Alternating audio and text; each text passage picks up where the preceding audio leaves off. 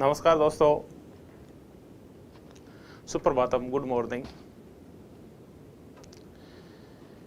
सर्वप्रथम तो मैं इस मुद्दे को लेकर आपसे माफ़ी चाहूँगा कि पिछले 3 दिन मैं क्विक रिवीजन की जो क्लास है उसको रेगुलर नहीं रख पाया। नौकरी, कुछ मजबूरियाँ, ट्रांसफ़र, डेपुटेशन, ये सब चलता रहता है। ये सरकारी नौकरी के जीवन के कुछ हिस्से हैं। अब आ गया हूँ, आपसे आज चर्चा करूंगा, कल भी करूंगा, परसों भी करूंगा। हो सकता है फिर एक आधा दिन का फिर कोई डिस्टर्बेंस आए। कोशिश तो ये थी कि अब तक मैं आपका सब कुछ कंप्लीट करवा चुका होता। तैयारी भी थी, सब कुछ था, मानसिक रूप से भी तैयार था, लेकिन परिस्थितियां औचक रूप से विपरीत हो गई। खैर, ये चलता रहता है, जीवन के सब हिस्से हैं। रेगुलरिटी चलता रहता है। कुछ आज बड़ी कुछ मजेदार उपमाएं दे रखी है आपने मुझे इसमें। देखिए, मैं ना इतनी बड़ी उपमाओं का वो नहीं हूँ, मतलब वो पात्र नहीं हूँ कि आप मुझे इतने महान व्यक्तियों के साथ मेरी आप तुलना करें। मैं भी आपकी तरह एक विद्यार्थी हूँ और मैं ईश्वर से यही प्रार्थना करता हूँ कि मैं ताज जिंदगी एक विद्यार्थी रहूँ और आप भी विद्यार्थी ही रहें। आनंद एक स्टूडेंट बने रहने में है। हम सीखते रहें, इसी में आनंद है। मैं एक दिन कहीं पढ़ रहा था कि बौद्धिक विकास कब रुकता है, कि आपका बौद्धिक विकास तब रुकता है जब आप ये कहने लगते हैं कि मैं सब कुछ जानता हूं। उसी दिन आपका पतन शुरू हो जाता है। तो मैंने अभी सिर्फ सीखना शुरू किया है आपकी तरह। मैं आपसे भी सीखता हूं, यहाँ वहाँ की हर परिस्थिति, हर घटना से सीखता हूँ, हर व्यक्ति से सीखता हूँ। तो आपको पुनः, जो आप सब जल्दी उठ के और मुझे सुनने के लिए आए हैं, आपका तहे दिल से शुक्रिया, सादर नमन आप सबको। और इस अच्छे मौसम में, जब न ज़्यादा गर्मी है न ज़्यादा सर्दी है, आप सब उम्मीद करता हूँ स्वस्थ होंगे और मनोयोग पूर्वक अपनी तैयारी कर रहे होंगे। आज मैं जो आपसे चर्चा करूँगा वो प्रमुख भारतीय राजनीतिक विचारकों की चर्चा करूँगा। इस क्विक रिवीजन क्लास में मैं आज आपको 3 विचारक करवाऊंगा। मैं आपको आज जवाहरलाल नेहरू, राम मनोहर लोहिया और डॉक्टर भीमराव अंबेडकर, इन 3 पे आज हम चर्चा करेंगे। मैं जो चर्चा की आपसे शुरुआत करूंगा वो जो प्रमुख भारतीय विचारक हैं, जो हमारे देश के प्रधानमंत्री भी रह चुके हैं, हमारे देश के स्वतंत्र भारत के प्रथम प्रधानमंत्री, हमारे देश के भविष्य निर्माता और लोकतंत्र की नींव को सुदृढ़ करने वाले ऐसे युग पुरुष और महापुरुष व्यक्ति से हम शुरुआत करेंगे, जिनका नाम है जवाहरलाल नेहरू। अगर हम आज मेन स्ट्रीम का मीडिया नहीं, अगर आज हम सोशल मीडिया देखें और दक्षिणपंथी शक्तियों की मेंटलिटी देखें, तो हमें यह लगेगा कि इस व्यक्ति से बड़ा कोई खलनायक इस देश में नहीं हुआ है। इस महान व्यक्ति ने इस देश के लिए कुछ नहीं किया, ये शो किया जा रहा है। और इस देश की बर्बादी का जो मूल कारण है वो ये ही है। ऐसा एक नरेशन, ऐसी एक सोच और ऐसा एक माहौल तैयार कर दिया गया है। देखिए, आज इस देश में जो कुछ है, इसी महापुरुष की ही वजह से है। इस देश में आज लोकतंत्र जिंदा है और मैं इन मुद्दों पे आपसे जो चर्चा कर पा रहा हूं वो इसी वजह से है। मैं दक्षिणपंथी शक्तियों की चर्चा कर पा रहा हूं आपसे, इनकी महानता की चर्चा कर पा रहा हूं, इसके पीछे भी यही है। आप सैमुअल पी हंटिंगटन की एक थर्ड वेव करके और एक पुस्तक है, the third wave, democratization in late 20th century, लोकतंत्रीकरण की 3 लहरों की वो चर्चा करते हैं।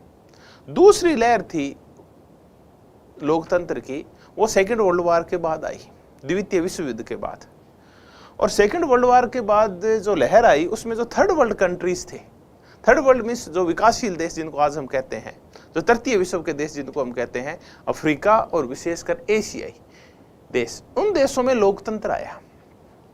लेकिन हंटिंगटन आगे लिखता है कि फिर एक एंटी वेव आई। पहले लोकतंत्र की लहर आई, फिर एक लोकतंत्र की विपरीत लहर आई और थर्ड वर्ल्ड में से लोकतंत्र ढह गया। इंडोनेशिया चला गया, गाना से चला गया, तंजानिया से चला गया, हमारे पड़ोस में पाकिस्तान से लोकतंत्र चला गया।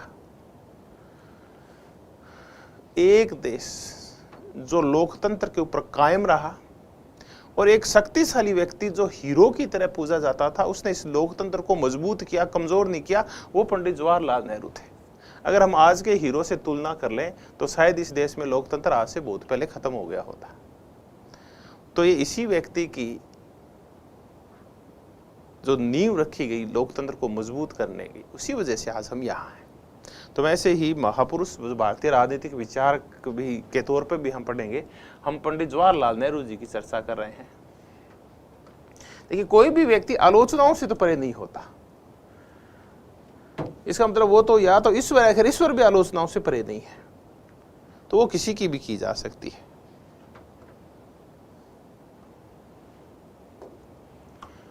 तो हम नेहरू जी की चर्चा शुरुआत करें, बड़ी बड़ी बातों की चर्चा करें। नेहरू जी के प्रेरणा स्रोत, ये क्वेश्चन तो एक बार पूछा हुआ है।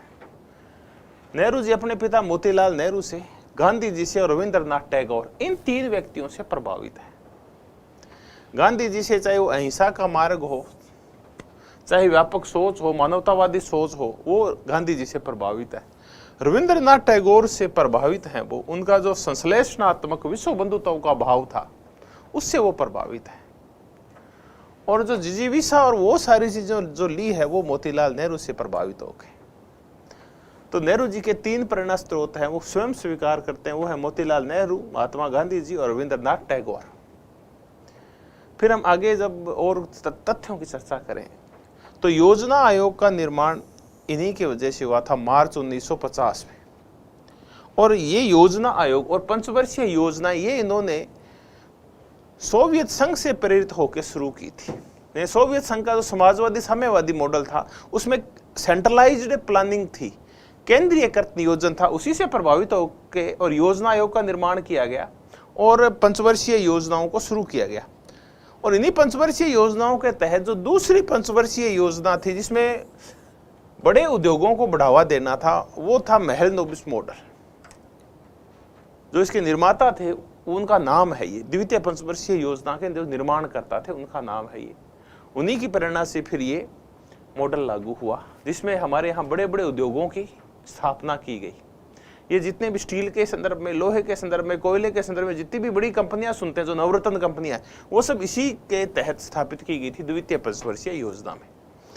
इन्होंने गांवों के विकास के लिए जो गांधी का सोपन था ग्राम स्वराज का, उसकी पूर्ति के लिए सामुदायिक विकास कार्यक्रम शुरू किया और पंचायती राज का आगाज किया। और 1946 एक और हम तथ्य देखें कि ये जो अंतरिम सरकार बनाई गई थी, इस इंटरिम गवर्नमेंट की, जब तक देश आजाद नहीं हो जाएगा, कैबिनेट मिशन प्लान के तहत एक इंटरिम गवर्नमेंट बनाई गई थी। इस अंतरिम सरकार के जो अध्यक्ष थे वो थे तात्कालिक वायसराय। पहले लॉर्ड बेवेल थे और उसके बाद जब माउंटबेटन आ गए तो वो थे, और इसके जो उपाध्यक्ष थे वो थे पंडित जवाहरलाल नेहरू। तो ये अध्यक्ष नहीं थे इंटरिम गवर्नमेंट के। 15 अगस्त के बाद ये प्रधानमंत्री बने, उससे पहले इंटरिम गवर्नमेंट के उपाध्यक्ष थे। अध्यक्ष से इसके तात्कालिक गवर्नर जनरल थे। 13 दिसंबर 1946 संविधान सभा में जो उद्देश्य प्रस्ताव रखा गया, यही उद्देश्य प्रस्ताव बाद में पारित होकर हमारे संविधान की प्रस्तावना बना। उसके प्रेरणा स्रोत उस प्रस्ताव को रखने वाले महात्मा गांधी थे। ट्रिस्टी विद डेस्टिनी, भाग्यवधु के साथ चिर प्रतीक्षित मुलाकात, ये इनका बहुत ही महत्वपूर्ण संबोधन है जो उन्होंने हमारे संसद भवन परिसर में उस टाइम दिया था संविधान सभा के समक्ष, जब देश आजाद हो रहा था। ये 15 अगस्त की रात्रि को, यानी 14 अगस्त जा रहा है और 15 अगस्त आ रहा है, उस मध्य रात्रि को दिया गया ये संबोधन है, भाग्यवधु के साथ चिर प्रतीक्षित मुलाकात। भाग्यवधु है हमारे देश की आजादी, हमारे देश की स्वतंत्रता, और उससे हम मुलाकात कर रहे हैं। इसी संदर्भ में इनका ये भाषण है। 1954 का हिंदी चीनी भाई भाई का पंचशील का नारा, और उसके बाद है कि देश की आजादी से पहले इन्होंने कांग्रेस की अध्यक्षता कब की, 1929 लाहौर में, 1936 लाहौर में, 1937 फैजपुर जो कि बंगाल में था, वहां इन्होंने अध्यक्षता की। तो कई बार ये पूछ लिया जाता है कि देश की आजादी से पहले कितने बार अध्यक्ष रहे, या कई बार बाद में ही पूछ लिया जाता है। उसके बाद इनकी रचनाएं हैं, ग्लिम्पसेस ऑफ वर्ल्ड हिस्ट्री, झलकियां हैं ये विश्व इतिहास की। देखिए, तो इतिहास के ऊपर काफी काम किया था गांधी जी ने।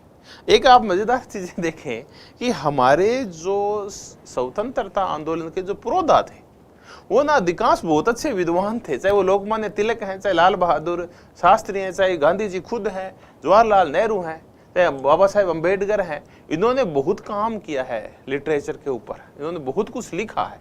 तो ये सब बौद्धिक व्यक्ति थे। नेहरू जी खुद एक बहुत बड़े विद्वान थे। इनकी पुस्तक है ग्लिम्पसेस ऑफ वर्ल्ड हिस्ट्री। फिर letter to her daughter, a father letter to her daughter, ये इंदिरा गांधी को लिखे गए उनके पत्र हैं।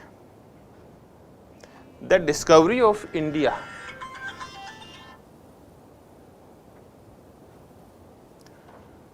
द डिस्कवरी ऑफ इंडिया 1946, ये इनकी बहुत ही महत्वपूर्ण पुस्तक है, जो 1942 में जब देश की आजादी के लिए अंतिम आंदोलन छेड़ा गांधी जी ने, करो या मरो, डू एंड डाई वाला, उसके बाद उन्होंने जेल में ये पुस्तक लिखी थी। बहुत ही महत्वपूर्ण पुस्तक है, भारतीय खोज। इसका बाद में वो नाट्य रूपांतरण भी हुआ है और टीवी के ऊपर दूरदर्शन पे ये बहुत फेमस भी था। और फिर एक नेहरू की बायोग्राफी लिखी हुई है, वो माइकल ब्रेसर ने लिखी है, नेहरू ए पॉलिटिकल बायोग्राफी। एक होती है ऑटोबायोग्राफी, एक होती है बायोग्राफी। बायोग्राफी जब कोई दूसरा लिखता है किसी की जीवनी तो बायोग्राफी, और खुद अपना लिखते हैं तो ऑटोबायोग्राफी होता है। जैसे सत्य के साथ मेरे प्रयोग, ये गांधी जी की ऑटोबायोग्राफी जो उन्होंने खुद लिखी है। तो ये कई बार माइकल ब्रेसर का ये भी पूछा हुआ है कि नेहरू ए पॉलिटिकल बायोग्राफी किसने लिखी थी। विचार, देखिए बड़ी बड़ी बातें हैं और आपस में सारी इंटरकनेक्टेड है। ये दक्षिणपंथी नहीं थे, बल्कि ये थोड़ा झुकाव इनका वाम और विज्ञान की ओर इनका झुकाव और तर्क की ओर झुकाव था, और ये आधुनिक प्रवृत्तियों से प्रभावित थे। क्योंकि यूरोप में पढ़ के आए थे, इनकी अधिकांश शिक्षा दीक्षा ब्रिटेन में हुई थी, तो ऐसे इनके विचार थे। नेहरू जी आधुनिकीकरण के, औद्योगिकरण और विज्ञानवाद के समर्थक थे, क्योंकि आधुनिक प्रवृत्तियां हैं उनके ये समर्थक थे। और ये कहा करते थे कि अगर देश को जाहिली से, अशिक्षा से, गरीबी से, निरक्षरता से और अंधविश्वासों से अगर मुक्ति दिलवानी है तो ये विज्ञान, उद्योग और यही दिलवा सकते हैं। इनका जो मानवतावाद था वो वैज्ञानिक मानवतावाद था, किसी भी धर्म से, जाति से, संप्रदाय से या देवत्व से प्रेरित नहीं था, बल्कि वैज्ञानिक सोच थी। वो था इनका वैज्ञानिक मानवतावाद। मानवतावाद होता है कि सब चीजों के सेंटर में मानव है और मानव कल्याण प्रथम है, मानव की सेवा सर्वप्रथम है। धर्मनिरपेक्ष राज्य के समर्थक थे। ये बहुत भारी विरोधी थे धार्मिक दलों के, धार्मिक समूहों के, और वो धार्मिक दल और धार्मिक समूह जो राजनीति में भागीदारी करते हैं। देखिए, गांधी जी से इस संदर्भ में ये विपरीत है। गांधी तो ये कहते हैं कि धर्म और राजनीति को अलग नहीं किया जा सकता, जबकि नेहरू जी धर्मनिरपेक्ष राज्य और राजनीति में धर्म के हस्तक्षेप के खिलाफ थे। तो ये धर्मनिरपेक्ष राज्य के समर्थक थे। उसके बाद हम इनका राष्ट्रवाद देखते हैं, प्रबुद्ध या सकारात्मक राष्ट्रवाद। देखिए, राष्ट्रवाद के कई प्रकार होते हैं। एक होता है उग्र राष्ट्रवाद, जिसको अंध राष्ट्रवाद भी बोलते हैं। वर्तमान में हमारे देश में इसका दौर चल रहा है, उग्र राष्ट्रवाद है, अंध राष्ट्रवाद का। बिना किसी तर्क के, बिना किसी दूसरे का पक्ष जाने आप सिर्फ अपने ही पक्ष को महत्वपूर्ण मानते हैं, तो आप कहते हैं कि आप उग्र और अंध राष्ट्रवाद के प्रेरक हैं। और अंध राष्ट्रवाद कई बार बहुसंख्यकवाद का भी रूप ग्रहण कर लेता है, जैसे कि हिटलर के समय हुआ था जर्मनी में। दूसरा होता है आध्यात्मिक राष्ट्रवाद। वर्तमान का जो राष्ट्रवाद है वो आध्यात्मिक या ये कह लीजिए सांस्कृतिक राष्ट्रवाद, उग्र राष्ट्रवाद का मिला जुला रूप है, जो वर्तमान में इस देश में चल रहा है।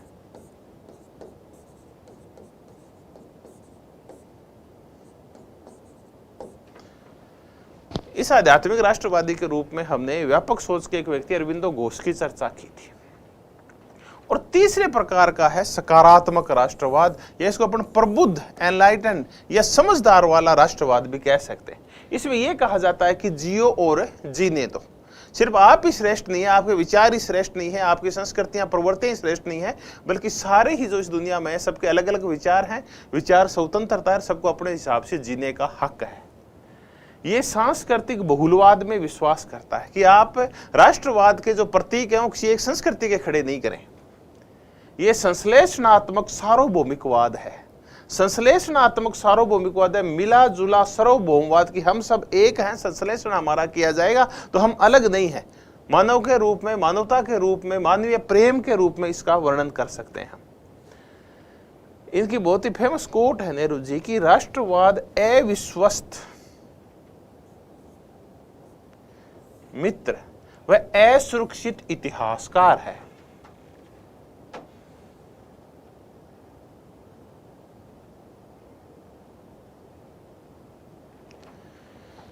राष्ट्रवाद अविश्वसनीय मित्र है और असुरक्षित इतिहासकार है। इसका तात्पर्य है कि अगर आप राष्ट्रवाद का, ये अंधराष्ट्रवाद के संदर्भ में कह रहे हैं कि जो आपका अंधराष्ट्रवाद होता है वो आपका स्थायी मित्र नहीं होता। जैसे हमने देखा श्रीलंका में लिट्टे के सफाई के लिए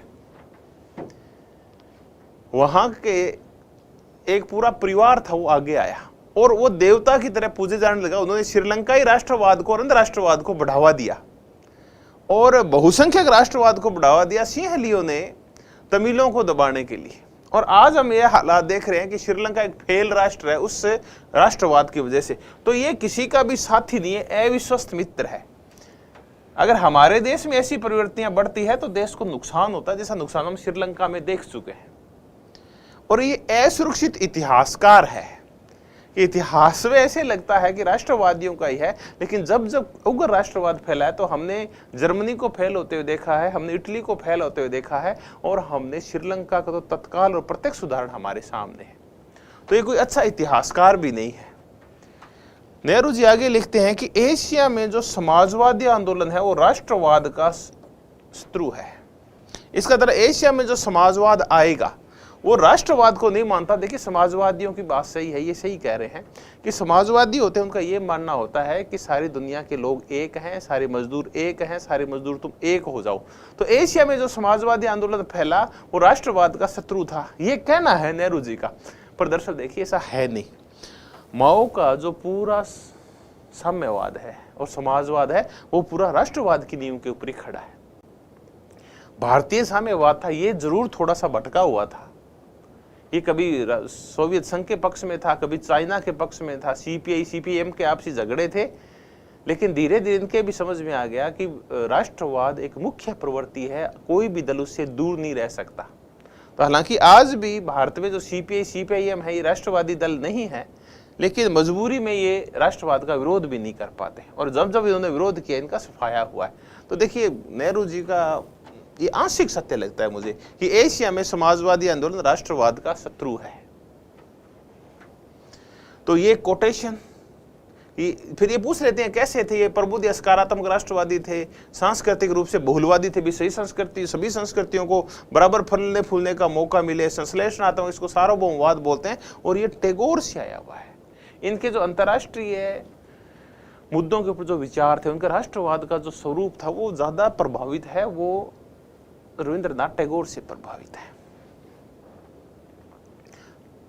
अब आ गया इनका समाजवाद। ये लोकतांत्रिक समाजवाद के प्रेरक है। वो समाजवाद जो कहता है लोकतांत्रिक और शांतिपूर्ण तरीकों से भी समाजवाद को लाया जा सकता है, आर्थिक असमानता को कम किया जा सकता है, गरीबी और मजबूरी और मुफलिसी को कम किया जा सकता है, वो है लोकतांत्रिक समाजवाद। ये फेबियनवाद से ज्यादा प्रेरित है जो नेहरू का जो समाजवाद है। लोस्की के ऊपर इनका प्रभाव है, क्योंकि लोस्की खुद फेबियनवादी थे, और लोस्की बाद में जो बहुत बड़े विद्वान थे, जो लंदन स्कूल ऑफ इकोनॉमिक्स के प्रिंसिपल थे, पॉलिटिकल साइंस के इतने बड़े विद्वान, बाद में वहां की फेबियनवाद से प्रभावित एक पार्टी बनी थी, लेबर पार्टी, उसके अध्यक्ष भी रहे हैं लोस्की। ये अर्ध उदारवाद है, वह अर्ध समाजवाद है। इसमें आधा उदारवाद है, आधा समाजवाद है। उदारवाद का तात्पर्य है कि ये स्वतंत्रता पे बल देते हैं, ये मानवीय गरिमा पे बल देते हैं, ये विचार और अभिव्यक्ति की स्वायत्ता पे बल देते हैं, सांस्कृतिक बहुलवाद के ऊपर बल देते हैं। अर्ध समाजवाद, इसका तात्पर्य है कि ये समानता पे बल देते हैं, ये केंद्रीय नियोजन पे बल देते हैं। तो हम ये कहते हैं कि ये अर्ध समाजवादी है, अर्ध उदारवादी और अर्ध समाजवादी है, यानी इसमें स्वतंत्रता भी है और इसमें समानता भी। उदारवाद से उन्होंने व्यक्तिवाद और स्वतंत्रता ले ली है, और समाजवाद ने आर्थिक समता और गरीबी दूर करने के विचार ले लिए। और एस में इन्होंने मिश्रित अर्थव्यवस्था स्वीकार कर ली है। मिश्रित अर्थव्यवस्था वो अर्थव्यवस्था होती है जिसमें निजी पूंजी का अस्तित्व भी बना रहता है और पूंजी सार्वजनिक भी होती है। हमारे यहाँ टिस्को जैसी प्राइवेट जो बड़ी स्टील की मिल थी, वो उद्योग था, वो भी काम करता है, और अपने यहाँ सरकारी स्टील की कंपनियां भी काम करती है। अपने यहाँ सरकारी बसेज भी चलती है और प्राइवेट बसेज भी चलती है, सरकारी स्कूल भी हैं और प्राइवेट स्कूल्स भी हैं। तो ये सारे हैं मिश्रित अर्थव्यवस्था के प्रेरक। मिश्रित अर्थव्यवस्था का तात्पर्य वो अर्थव्यवस्था जिसमें निजी और सार्वजनिक स्वामित्व का मेल बिठाया जाता है। तो ये लोकतांत्रिक समाजवाद है, ये अर्ध उदारवाद और अर्ध समाजवाद, यानी इसमें समाजवाद और उदारवाद दोनों के ही मुख्य मुख्य तत्व हैं, और इनकी अर्थव्यवस्था मिश्रित है। तो क्या ये पूछ लिया जाए कि जवाहरलाल नेहरू निजी पूंजी के स्वामित्व के या पूंजी के निजी स्वामित्व के समर्थक थे? तो बिल्कुल थे। ये उदारवाद उनका यही दिखाता है। क्या वो पूंजी के ऊपर सार्वजनिक नियंत्रण चाहते हैं? क्या हाँ, वो ये भी चाहते हैं, क्योंकि दोनों के मध्य में है। गांधी और नेहरू में भेद क्या था? गांधी और नेहरू में भेद, एक तो इस मुद्दे को लेकर इसकी हम चर्चा कर चुके हैं कि गांधी राजनीति और धर्म का अटूट संबंध मानते थे, जबकि नेहरू जी ऐसा नहीं मानते। वो धर्म और राजनीति को पूर्णतः पृथक करना चाहते हैं और एक धर्मनिरपेक्ष राज्य और धर्मनिरपेक्ष राजनीति की स्थापना करना चाहते हैं। ट्रस्टीशिप, इस मुद्दे को लेकर विरोध है। गांधी जी का जो समाजवाद लाने का तरीका है, गरीबी दूर करने का तरीका है, वो है ट्रस्टीशिप, यानी न्यासीता सिद्धांत, जिसमें एक पूंजीपति है, वो पूंजी का निजी मालिक बना रहता है, लेकिन खर्च उसका सार्वजनिक उद्देश्य के लिए करते हैं।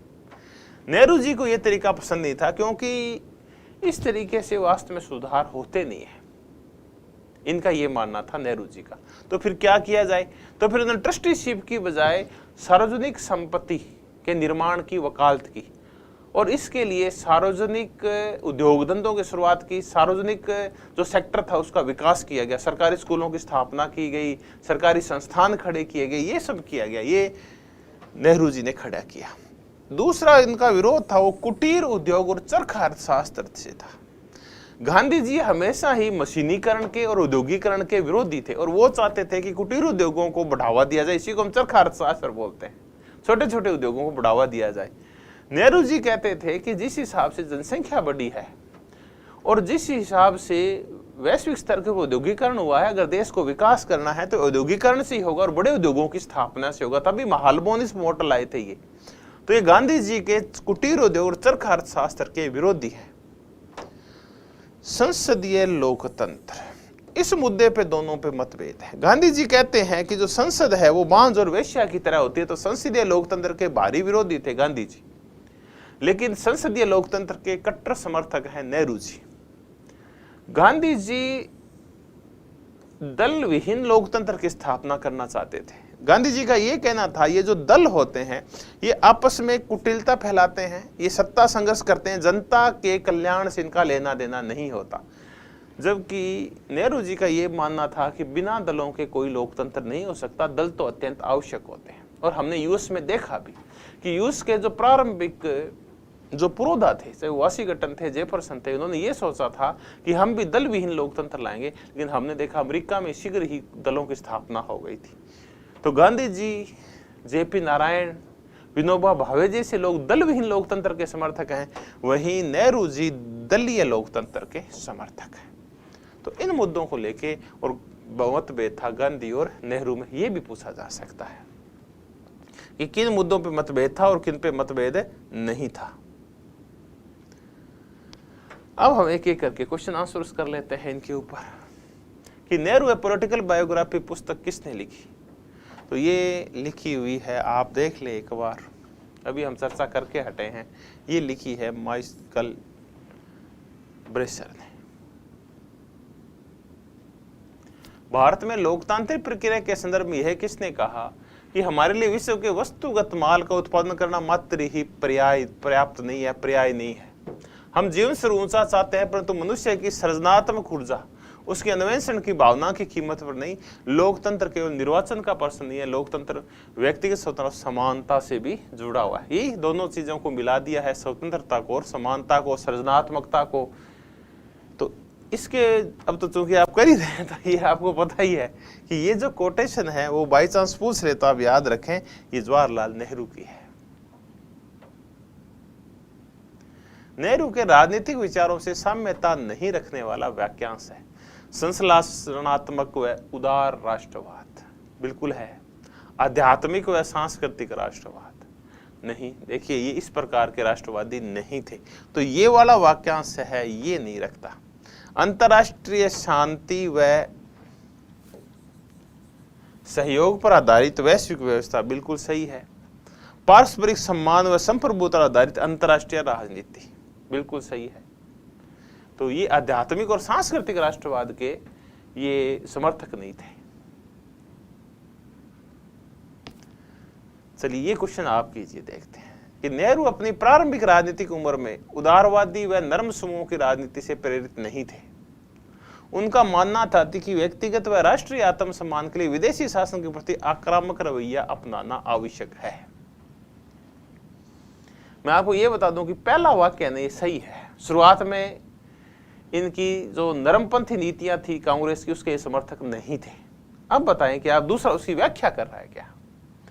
तो आपके उत्तर भी आना शुरू नहीं हुआ है। आपने अच्छा बी उत्तर दे दिया क्या? इसका कौन से का दे दिया मुझे नहीं पता। मुझे आपकी जो ये टीवी की स्क्रीन है इसके ऊपर बी उत्तर दिखाई दे रहा है, कंप्यूटर स्क्रीन के ऊपर।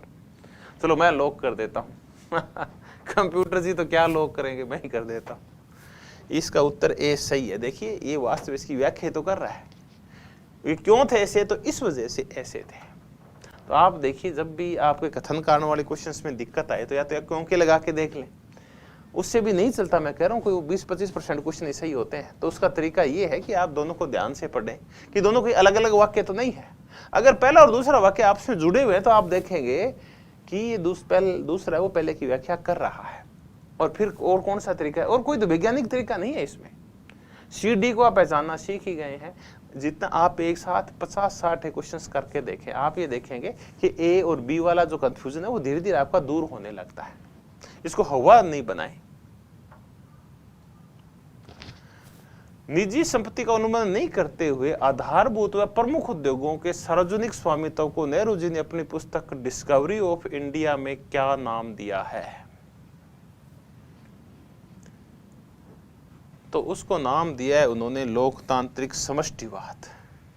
कि लोकतांत्रिक रूप से समष्टिवाद है, सब को समाहित करने वाला, इसको लोकतांत्रिक समष्टिवाद बोलते हैं।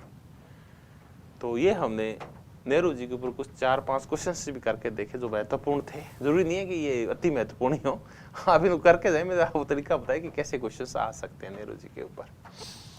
तो हमने एक विचारक के रूप में नेहरू जी की चर्चा पूर्ण कर ली है। आपने आधे घंटे तक नेहरू जी और उनसे संबंधित विचारों को जाना। और मेरी ये इच्छा है कि आप किसी भी व्यक्ति की आलोचना करें तो सिर्फ सोशल मीडिया की हवाई आलोचनाओं के शिकार नहीं हो। ईश्वर ने हमें जो बुद्धि दी है वो सोचने समझने के लिए दी है, भेड़ बनने के लिए नहीं दी है, लोगों के पीछे चलने के लिए नहीं दी है। आप अपने विचार स्वतंत्र और स्वायत्त रखें और भीड़ का हिस्सा नहीं बने। आप क्या अच्छा है क्या बुराई आप निर्णय करें। कोई आपकी बुद्धि पे कब्जा करके आपसे निर्णय नहीं करवाएं। आप रोबोट नहीं है, आप मशीन नहीं है, मान के चलिए। तो आप जब भी आलोचना प्रत्यालोचनाएं करें, चाहे आप गांधी की करें, नेहरू की करें, अम्बेडकर की करें, मोदी की करें, इंदिरा गांधी करें, राजीव गांधी की करें या अमित शाह की करें, पहले उनके बारे में आप पूरी जानकारी इकट्ठे कर लें, उसके बाद आलोचनाएं करें। विरोधी हो, समर्थक हो, जो भी आपकी इच्छा है।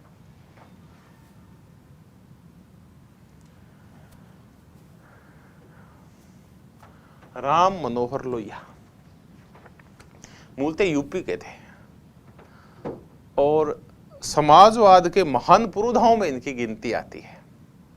यूपी की जो मुलायम सिंह और उनके बेटे अखिलेश यादव वाली जो पार्टी है, वो पार्टी समाजवादी पार्टी इन्हीं के आदर्शों के ऊपर बनी हुई है। तो स्वतंत्र भारत में समाजवाद का मुख्य चेहरा थे डॉक्टर राम मनोहर लोहिया जर्मनी से पढ़ के आए थे, उत्तर प्रदेश में पैदा हुए थे। 1934 आचार्य नरेंद्र देव, जेपी नारायण, मीनू मसानी, अशोक मेहता और इन सब लोगों ने एक पार्टी बनाई थी, कांग्रेस समाजवादी पार्टी। ये पार्टी नहीं था, दरअसल एक प्रेशर ग्रुप था जो कांग्रेस के अंदर ही काम किया करता था। जैसे कि रजनी कोठारी कह के गए, कांग्रेशनल सिस्टम एक ऐसा सिस्टम जिसमें बहुत सारी धाराएं अंदर ही अंदर बहती रहती है, सबका स्वायत्त और स्वतंत्र वजूद भी है, लेकिन एक साथ समुद्र में जाके मिलती भी है, वो समुद्र था कांग्रेस। तो ऐसी एक धारा थी Congress Samajwadi party, Congress socialist party, जो कांग्रेस की नीतियों का रुझान समाजवाद की ओर करना चाहती थी। ऐसे लोगों का एक प्रेशर ग्रुप था ये कांग्रेस समाजवादी पार्टी। लोहिया जी जब जर्मनी से पढ़ के आए तो सबसे पहले इसी पार्टी से वो जुड़ गए और देश की आजादी तक वो इसी पार्टी से जुड़े रहे। इन्होंने हिंद किसान पंचायत की स्थापना की। किसानों का प्रेशर ग्रुप है, दबाव समूह है ये भारत के किसानों का, यूपी में आज भी काम करता है। इन्होंने गोवा की मुक्ति के लिए आंदोलन चलाया कि उसके ऊपर पुर्तगालियों का कब्जा था गोवा के ऊपर। बाद में 1961-62 में जाके फिर गोवा आजाद हुआ। इन्होंने भारत और पाक महासंघ बनाने की चर्चा की। इन्होंने बिल्कुल व्यवहारिक सुझाव दिया और इनके इस सुझाव में दीनदयाल उपाध्याय भी शामिल थे। सुझाव ये था कि भारत और पाक एक तो नहीं हो सकते, देखिए जैसे पहले थे, लेकिन इनमें दोनों में एक अच्छा महासंघ बनाया जा सकता है। बहुत सारे मुद्दों के ऊपर इनका एकीकरण किया जा सकता है, व्यापार का एकीकरण किया जा सकता है, सीमाओं को थोड़ा सा खोला जा सकता है, लोगों के आपसी संबंध और सांस्कृतिक संबंधों को बढ़ाया जा सकता है और अंतर्राष्ट्रीय मंच पे दोनों एक आवाज में बोल सकते हैं। तो इनके झगड़े को समाप्त करने के लिए दोनों एकीकरण की बजाय एक महासंघ बना लें। जैसे आज यूरोपीय देशों का आपस में गठबंधन है, भारत और पाकिस्तान वैसा ही गठबंधन तैयार कर लें। और ये देश की आजादी के बाद गैर कांग्रेसवाद यानी कांग्रेस का सफाया कैसे किया जाए, इसके मुख्य रणनीतिकार ये थे। विरोधी पार्टियों को एक करना, उनके महागठबंधन बनाना, फिर उनको चुनाव में उतारना ताकि कांग्रेस को टक्कर दी जा सके। और 1967 के जो आम चुनाव थे, पहले 52 में, फिर 57 में, फिर 62 में और 67 में, जो चौथे आम चुनाव इंदिरा गांधी के नेतृत्व में हुए थे, क्योंकि 62 में नेहरू जिंदा थे। 5 साल बाद 67 में चुनाव हुए तो इंदिरा गांधी प्रधानमंत्री थी। तो इंदिरा गांधी के प्रधानमंत्री तरफ में जो चौथे आम चुनाव हुए थे उनमें कांग्रेस का सफाया हो गया था बहुत सारे राज्यों से। तो उसके मुख्य रणनीतिकारों में लोहिया जी का नाम आता है। आगे कुछ और तथ्य देखते हैं, उनकी रचनाएं देखते हैं। इनकी रचनाएं व्हील ऑफ हिस्ट्री, कि आखिर इतिहास का चक्कर है वो चलता कैसे है। कुछ तो ये कहते हैं कि इतिहास का चक्कर ऐसे चलता है, कुछ कहते हैं कि इतिहास आगे की तरफ बढ़ता रहता है, कभी पीछे नहीं आता, कुछ कहते हैं घूम के वहीं आ जाता है। तो इन्होंने व्हील ऑफ हिस्ट्री की चर्चा की है कि इतिहास का चक्कर चलता कैसे। हम आगे थोड़ी देर में इसकी चर्चा करेंगे। बहुत ही महत्वपूर्ण पुस्तक है। एक है इनकी विल टू पावर, एक है guilty man of India's partition, कि भारत का जो पार्टीशन हुआ, भारत का अलगाव हुआ पाकिस्तान के, इसके लिए जिम्मेवार व्यक्ति कौन है, गुनाहगार कौन है, ये है। फिर है मार्क्स, गांधी एंड सोशलिज्म। देखिए ये पुस्तक आप जरूर करके जाएं, मार्क्स, गांधी एंड सोशलिज्म। ऐसी कंपैरिजन वाली कई पुस्तकें हैं, उनका आप ध्यान दे लें।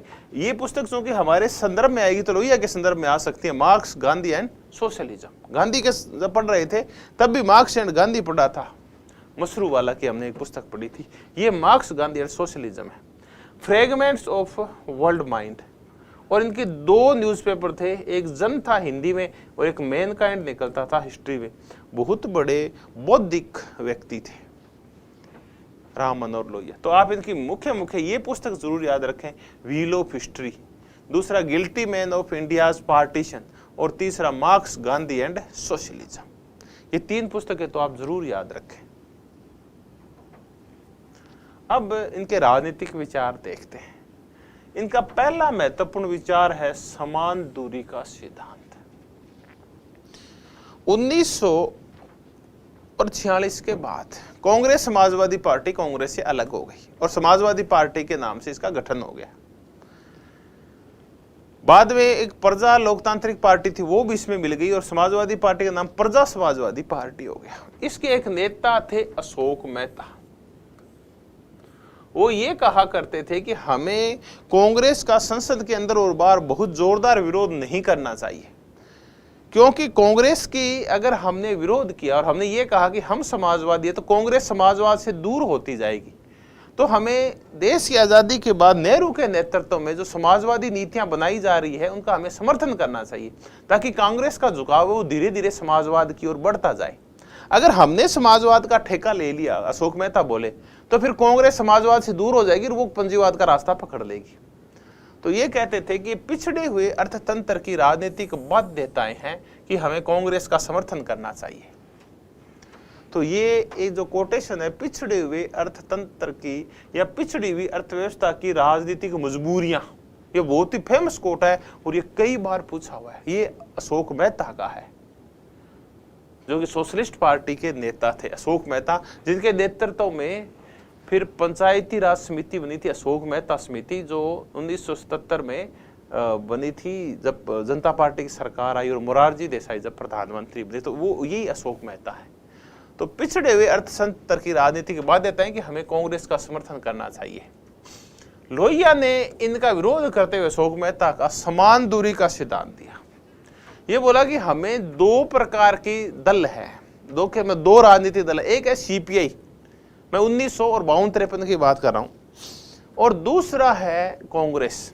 सीपीआई है, मैं वो साम्यवाद लाना चाहती है, जनवादी लोकतंत्र लाना चाहती है, तो वो भी समाजवाद का ही एक रूप है।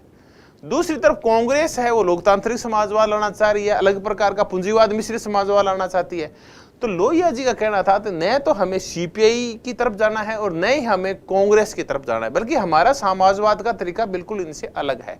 तो इन्होंने कहा कि हमें सीपीआई और कांग्रेस दोनों से ही समान दूरी रखनी चाहिए। तो ये समान दूरी का सिद्धांत है अशोक मेहता की इस थीसिस के खिलाफ। फिर उन्होंने लोकतंत्र के संदर्भ में चौखंबा सिद्धांत दिया कि देश में लोकतंत्र कैसा हो, तो ये बोला 4 खंभों पे टिका हुआ होना चाहिए।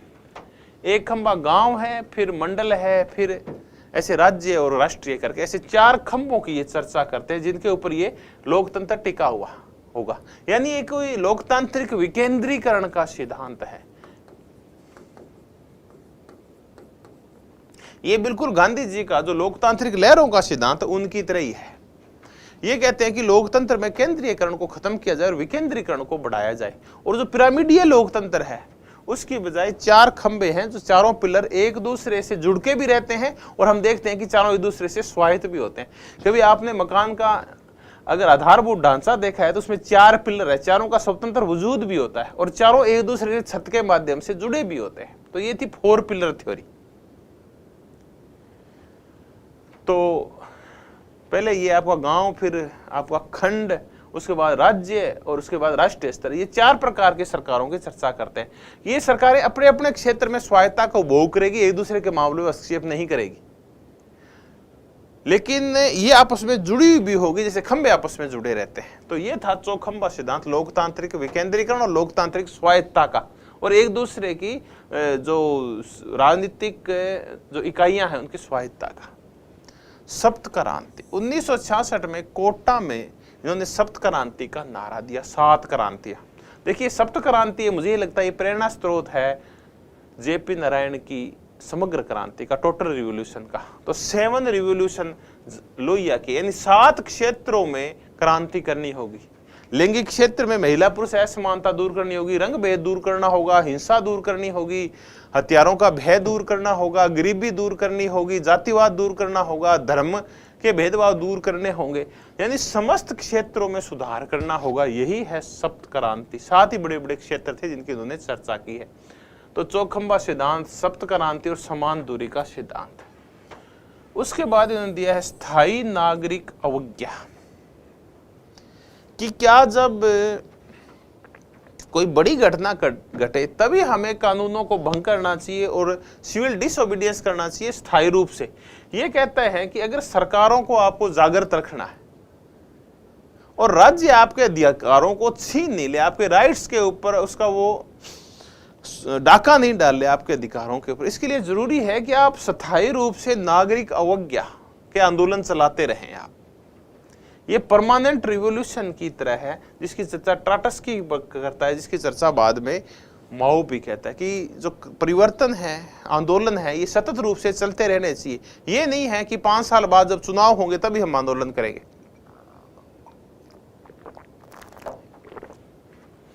कारावास, कुदाल और मतदान। कारावास का तात्पर्य है आप परमानेंट सिविल डिसओबीडियंस करते रहे, स्थायी नागरिक अवज्ञा करते रहे, सरकार के काले कानूनों को भंग करते रहे, जैसे गांधी जी किया करते थे, नमक का काला कानून। कुदाल का तात्पर्य है आप शारीरिक श्रम करते रहे, अपने अपने काम भी करते रहे, किसान है तो किसानी करते रहे। और मतदान का तात्पर्य जब भी मौका मिले तो मतदान के माध्यम से तात्कालिक सत्ताएं जो शोषणकारी है उनको आप बदल दें। तो कारावास, कुदाल और मतदान एक साथ चलते रहने चाहिए। फिर उन्हें दिया तात्कालिकता का सिद्धांत। इनकी बहुत ही फेमस कोट है जो बड़ी प्रसिद्ध हुई थी, वो ये थी कि जिंदा कौमें 5 साल इंतजार नहीं करती। इसका तात्पर्य क्या है कि जिंदा कौमें 5 साल इंतजार नहीं करती, कि जो जिंदा है कौम वो 5 साल इंतजार क्यों करेगी। 5 साल का तात्पर्य है कि हमारा एमएलए, हमारे एमपी, हमारे जनप्रतिनिधि, हमारे मंत्री संतरी अगर हम पे अत्याचार कर रहे हैं, अगर वो अपराधी हैं, अगर वो भ्रष्ट हैं, अगर वो जनहित में कदम नहीं उठा रहे हैं, तो हम क्या सोचते हैं 5 साल बाद चुनाव आने दो, हम इनको देख लेंगे। तो इनका कहना है कि 5 साल इंतजार मत करो। जैसे आपको पता चला कि आपका कोई जनप्रतिनिधि है, वो भ्रष्ट है, व्यभिचारी है, जनहित में कदम नहीं उठा रहा है, या वो आतंकवादी है, किसी भी रूप में हिंसक व्यक्ति है वो और समाज के लिए घातक है, तो आप उसका उसी दिन से विरोध शुरू कर दीजिए। तब ये कहते हैं कि जिंदा कौमें 5 साल इंतजार नहीं करती। ये सविनय अवज्ञा और विरोध है, ये पूरे 500 साल जारी रहते, चुनाव के समय सक्रिय नहीं होती। अब इनका जो एक और विचार है, इनका ये कहना है कि जो यूरोपियन समाजवाद के जो विचार हैं, चाहे वो कार्ल मार्क्स हो, चाहे लेनिन हो, चाहे टाटस्की हो, और चाहे वो कार्ल काटस्की हो, चाहे वो रोजा लग्जमबर्ग हो, चाहे वो स्टालिन के विचार हो, यानी चाहे वो ग्रामसी के विचार ही क्यों ना हो, ये सारे विचार हो सकता है कि यूरोपीय संदर्भ में तो सही हो, लेकिन एशियाई और भारत के संदर्भ में इनको सही नहीं ठहराया जा सकता, क्योंकि यूरोपियन समाज और एशियन समाज है ये अलग अलग है। अब अगर हम यूरोपीय समाज को देखें कि अलग कैसे है, कि एशियाई समाज और यूरोपीय समाज में अंतर क्या है। यूरोप का समाज वर्ग में बंटा हुआ है, अमीर और गरीब में बंटा हुआ है, जबकि भारतीय समाज है वो जाति के हिसाब से बंटा हुआ है, यानी निर्जातीयता और जातीयता और धर्म का यहाँ ज्यादा हस्तक्षेप है। तो लोगों का बंटवारा एशियाई समाज में गरीब और अमीर के आधार पर नहीं हो रखा है, बल्कि ये बंटवारा हो रखा है धर्म, जाति और गरीबी के आधार के ऊपर, यानी यहाँ जाति और गरीबी जुड़ी हुई है, जबकि यूरोप में वर्ग और गरीबी जुड़ी हुई है।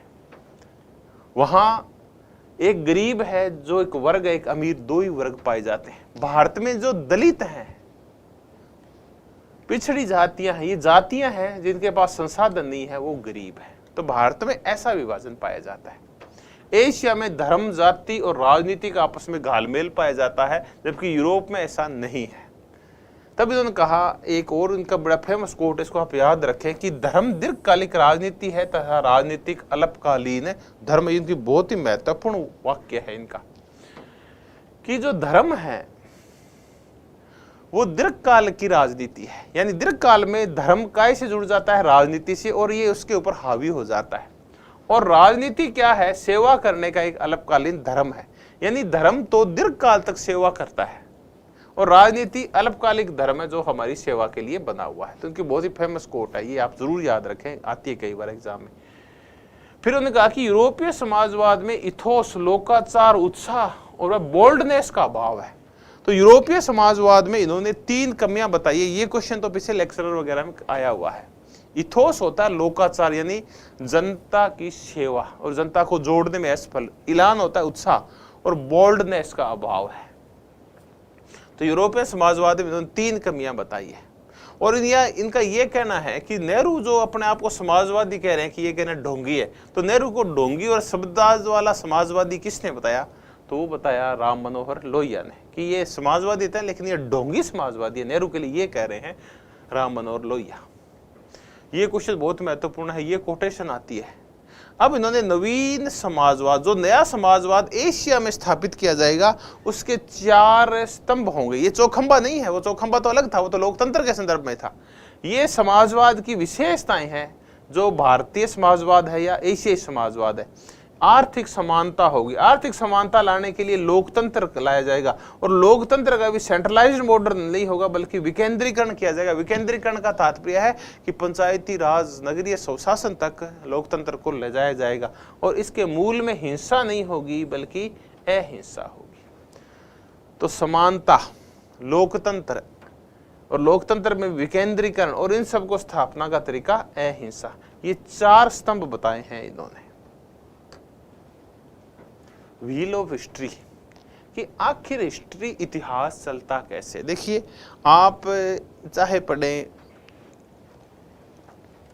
हेगल को, या पढ़ें आप कार्ल मार्क्स को, या पढ़ें फिर आप फ्रांसिस फुकुयामा को, इन्होंने अपने जो भी विचार है उनके अंदर इतिहास की गति बताई है। इतिहास की गति के मूल कारण क्या है ये बताया, कौन सी चीजें हैं जो इतिहास को धक्का देती है, इतिहास आगे कैसे बढ़ता है, इतिहास की गति का मूल कारण क्या है। अगर हम भारत का इतिहास पढ़ें तो आपने देखा है कि इतिहास आगे कैसे बढ़ता है। तो अगर आप चाहे वो इतिहास प्राचीन काल का देखें, विशेष करके मौर्य काल से आप शुरू हो जाएं, आप क्या पढ़ते हैं कि एक राजवंश दूसरे राजवंश से लड़ रहा है, एक राजवंश समाप्त हो रहा है, दूसरा राजवंश आ रहा है। तो हमें ये ऐसे लगता है कि इतिहास कुछ नहीं है, राजवंशों का आपसी संघर्ष है और कुछ नहीं है। राजवंश झगड़ते रहते हैं, लड़ते रहते हैं और इतिहास आगे बढ़ता रहता है। अगर हम चर्चा करें हेगल की, तो वो कहते हैं कि विचारों में आपसी द्वंद्व है, विचार आपस में झगड़ते हैं और इतिहास आगे बढ़ता है।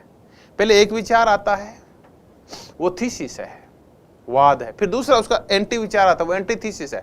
इनमें झगड़ा होता है, फिर एक संवाद बनता है जो सिंथेसिस है, फिर वो वाद बन जाता है। तो ऐसे वाद, प्रतिवाद और संवाद का आपसी द्वंद्व चलता रहता है, और ये विचारों में होता है ये सब कुछ। पहले एक विचार आता है, फिर हमें लगता है ये विचार घटिया, फिर उसका दूसरा विचार आता है, फिर दोनों विचारों की टक्कर से एक नया विचार पैदा होता है। लोहिया, ये कार्ल मार्क्स कह रहे हैं, नहीं होता। जो द्वंद्व होता है विचारों में नहीं होता, बल्कि वाद, प्रतिवाद, संवाद है वो जड़ पदार्थों के लिए होता है। दो वर्ग हैं वो आपस में झगड़ते हैं आर्थिक संसाधनों के लिए, तब वो इतिहास आगे बढ़ता है। इन्होंने इतिहास का चक्रीय सिद्धांत दिया है। इसमें ये कहते हैं जो द्वंद्व होता है वो वर्ग और जातियों के मध्य होता है। इन्होंने बहुत ही महत्वपूर्ण बात लिखी है। वर्ग का तात्पर्य गरीबी और अमीरी, और जातियां, कि जातियां आपस में झगड़ती है। चल अपन पहले मैं आपको सिंपल तरीके से समझा दूं कैसे। कि इससे पहले थे, वो हो सकता है कि शुरुआत में जब बुद्ध के समय हम देखते हैं तो झगड़ा था क्षत्रियों और ब्राह्मणों का। तो क्षत्रिय ब्राह्मणों के ऊपर हावी हो गए और उन्होंने बौद्ध धर्म ग्रहण कर लिया। उसी समय झगड़ा हुआ ब्राह्मणों का और व्यापारियों का। व्यापारी हावी हो गए और वो बौद्ध धर्म की शरण में चले गए, तो हमारे यहाँ बौद्ध धर्म फैल गया। वापस फिर झगड़ा शुरू हुआ। कुल मिला के झगड़ा सारा आर्थिक संसाधनों के लिए हुआ है, झगड़ा सारा सत्ता पे कब्जे के लिए हुआ है। लेकिन इसमें उन्वोलो दो वर्ग नहीं थे बल्कि जातियां थी। बाद में फिर ब्राह्मण हावी हो गए, फिर धीरे धीरे यहाँ मुसलमान वो हावी हो गए, फिर अंग्रेज हावी हो गए। उसके बाद अब जातियां झगड़ रही है। वर्तमान का जो परिदृश्य है इसमें ओबीसी, एससी और एसटी ये एक तरफ हो गए हैं और जनरल जातियां एक तरफ हो गई। इनके मध्य द्वंद्व चल रहा है।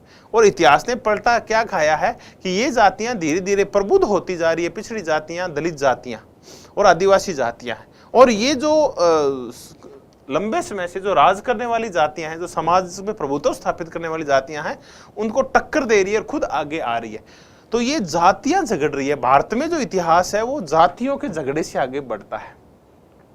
और इनका बहुत ही जोरदार मुद्दा है कि यूरोप नहीं है कि यहाँ वर्ग हो, यहाँ तो जातियां हैं। कि मानव इतिहास जातियों व वर्गों के बीच आंतरिक गति का इतिहास। देखिए, दो चीजों में द्वंद्व हो रहा है, लेकिन हो किस में रहा है? जातियों और वर्गों के अंदर। यानी गरीबी, अमीरी और जातियों के आपस में लड़ाई है। इनके बीच आंतरिक गति है। जातियां शिथिल होकर वर्ग बन जाती है, और वर्ग जब संगठित हो जाते हैं और वर्ग जब कट्टर हो जाते हैं तो वो जातियां बन जाती है। ये बहुत ही महत्वपूर्ण विचार है राम मनोहर जी लोहिया का। ये किसने कहा कि जातियां स्थिर होकर वर्ग बन जाती है और वर्ग संगठित होकर जातियां बन जाते हैं? तो ये राम मनोहर लोहिया जी ने कहा। तो महत्वपूर्ण कौन है? हेगल तो कहता है कि आइडिया महत्वपूर्ण है, और कार्ल मार्क्स ये कहते हैं कि मैटर महत्वपूर्ण है। ये कहता है दोनों ही महत्वपूर्ण है, आइडिया और मैटर दोनों के मध्य ही द्वंद्व होता है। दोनों ही इतिहास के मुख्य प्रेरक हैं। फिर आ गया इतिहास का चक्कर चलता कैसे कि पहले था सतयुग, फिर त्रेता आया, फिर द्वापर आया, अब कलयुग आ गया है। सतयुग में कोई आर्य आए होंगे, फिर कोई और जातियां झगड़ी होगी। द्वापर में जो झगड़ा है वो दो जातियों के मध्य है, एक उच्च जातियां हैं, दूसरी दलित और पिछड़ी हुई जातियां, इनके मध्य आपस में द्वंद्व चल रहा है। और ये जो पूरा प्रभाव है इनके ऊपर कि सतयुग, त्रेता, द्वापर, कलयुग, ये सोरोकिन, टाइनबी, स्प्रेंगर जैसे कुछ यूरोपीय विद्वान हैं, इन्होंने कहा है कि इतिहास का चक्कर कैसे चला था, इसी से प्रेरित होकर इन्होंने इनकी चर्चा की है। थोड़ी सी वापस चर्चा चले तो फिर होगा क्या। ये कहते हैं कि भारत में अगर आपको गरीबी दूर करनी है तो दो चीजों को आपस में जोड़ना पड़ेगा। भारत में जाति और गरीबी आपस में जुड़ी हुई है। आप ये चाहें कि आप गरीबी खत्म कर दें तो ये तब तक नहीं होगा जब तक आप जातीय रूप से समानता नहीं ले आएंगे, और आप कहते हैं कि आप जातिवाद समाप्त कर दोगे, ये तब तक नहीं होगा जब तक कि आप गरीबी को दूर नहीं करेंगे। तो ये कहते हैं कि भारत में जाति और गरीबी के ऊपर पूरा हमला करना होगा, तब जाके काम चलेगा। दोनों पे एक साथ हमला करना होगा, क्योंकि भारत में जो गरीबी है वो जातियों के आधार के ऊपर है। यहाँ की जो जातियां अमीर है आमतौर के ऊपर, उनका संसाधनों पे कब्जा है। दलित और पिछड़ी जातियां हैं वो गरीब है, शैक्षणिक रूप से भी और आर्थिक रूप से भी और राजनीतिक रूप से भी वो पिछड़ी हुई है। तो आपको गरीबी और जाति के ऊपर एक साथ, आपको न केवल दलितों को जातीय रूप से समानता दिलानी है बल्कि उनकी गरीबी दूर करनी है। जैसे उनकी गरीबी दूर होगी उनका अपने आप वजूद कायम हो जाएगा। तो इन दोनों को आपस में एक साथ दूर करना होगा, जाति व गरीबी को। तो भारत के संदर्भ में जाति और गरीबी का अटूट संबंध है, ये बताया है राम मनोहर जी लोहिया ने। उसके बाद इनके कुछ ये फैक्ट्स हैं। ये कहते हैं भारत का जो समाजवादी आंदोलन है वो 4 युग है उसके। पहला है अदरखी जमाना या मिर्चकूट, यानी ये तीखा है। इसमें समाजवादी हैं वो बहुत ही ज्यादा एग्रेसिव हैं। ये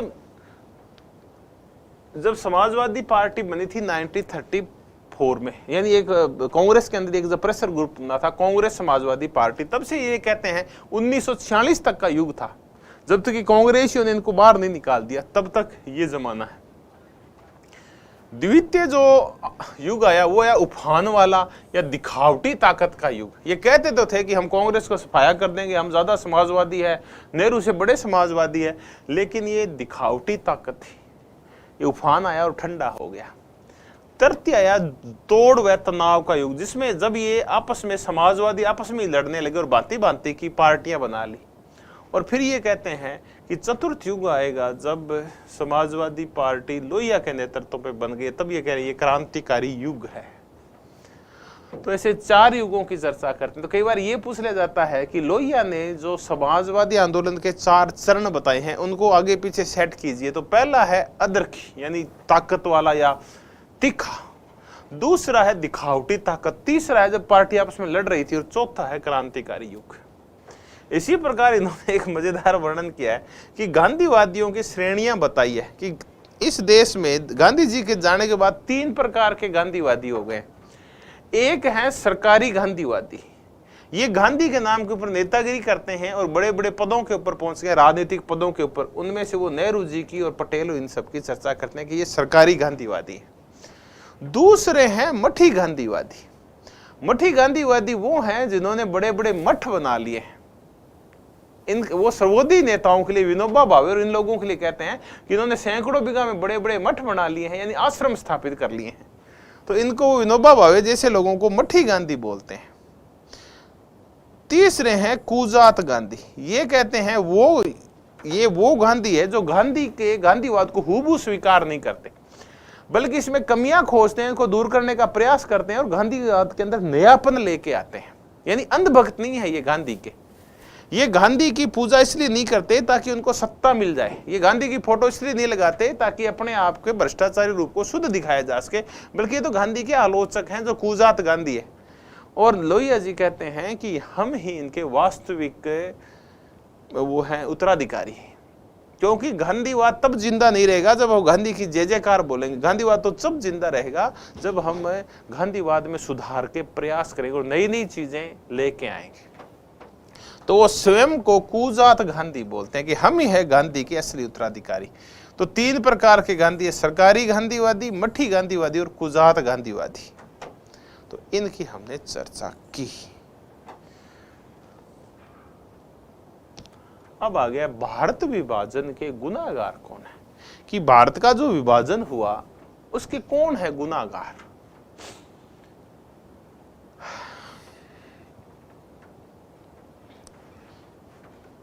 तो इंडिया विंस फ्रीडम कि भारत ने कैसे जीती आजादी। 1958 में मौलाना आजाद ने ये पुस्तक लिखी थी और इस पुस्तक में इन्होंने 2 लोगों को मुख्यतः जिम्मेवार माना है भारत के विभाजन के लिए। एक है नेहरू और दूसरे है पटेल।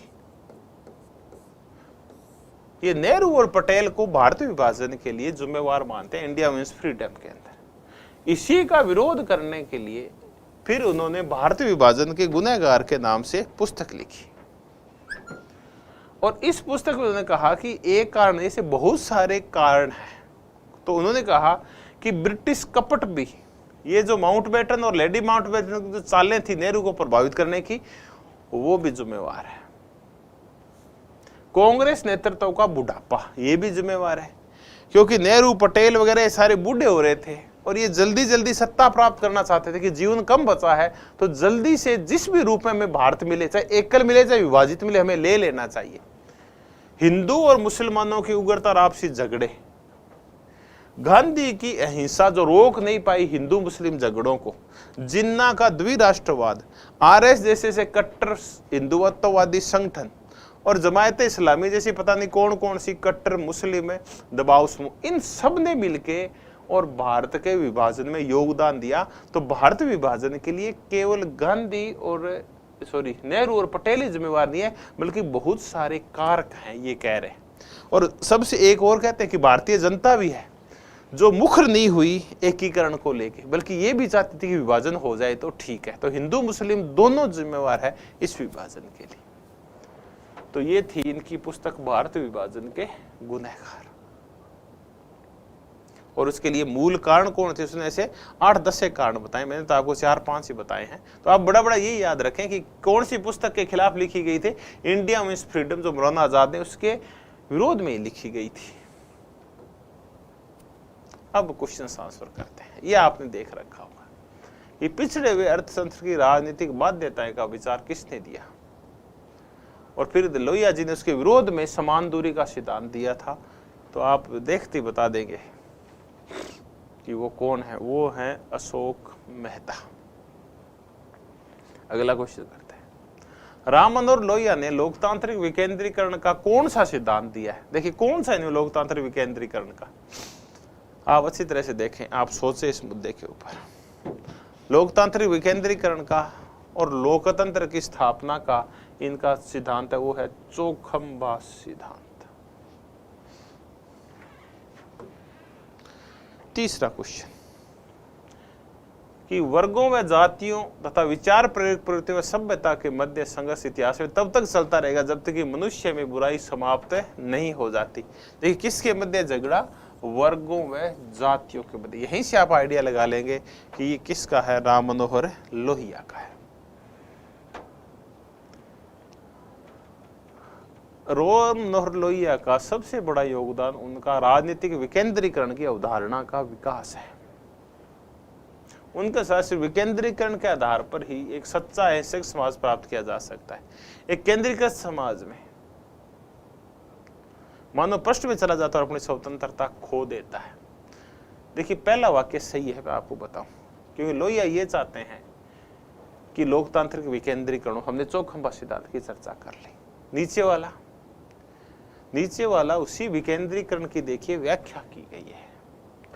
तो इसका जो उत्तर है ए आर दोनों सही है और आर ए की सही व्याख्या कर रहा है, ये है इसका उत्तर।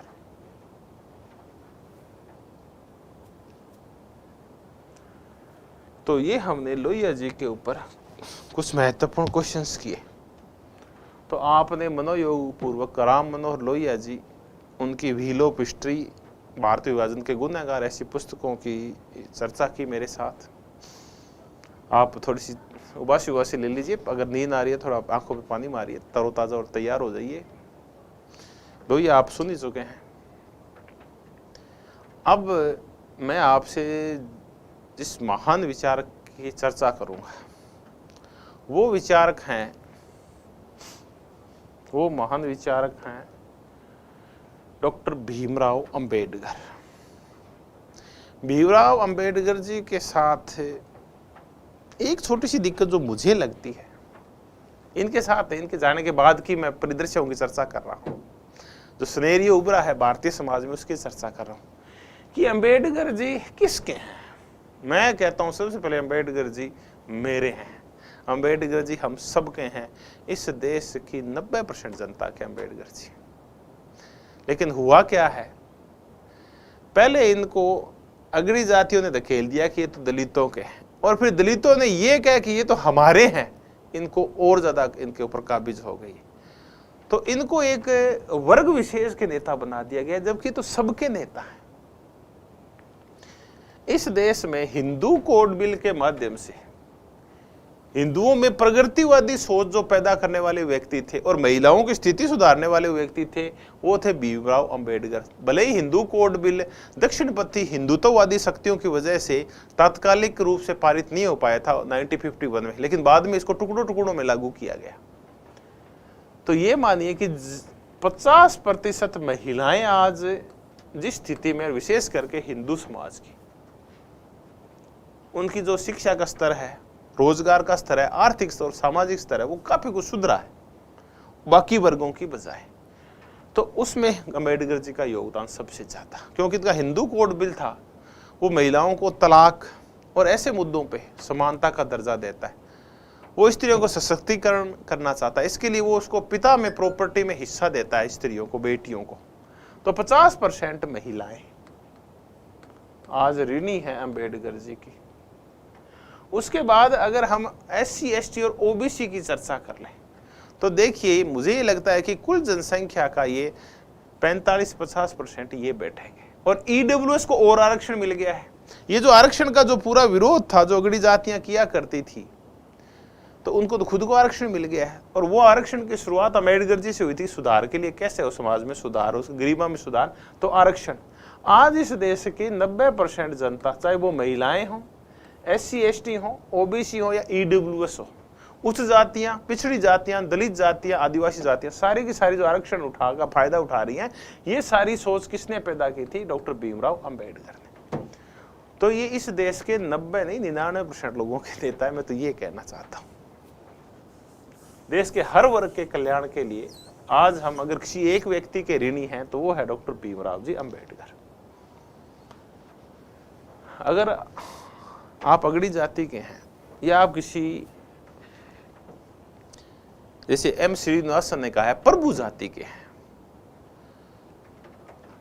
तो आप दुख दर्द नहीं समझ पाएंगे उन जातियों का जो सालों से शोषित और पीड़ित है।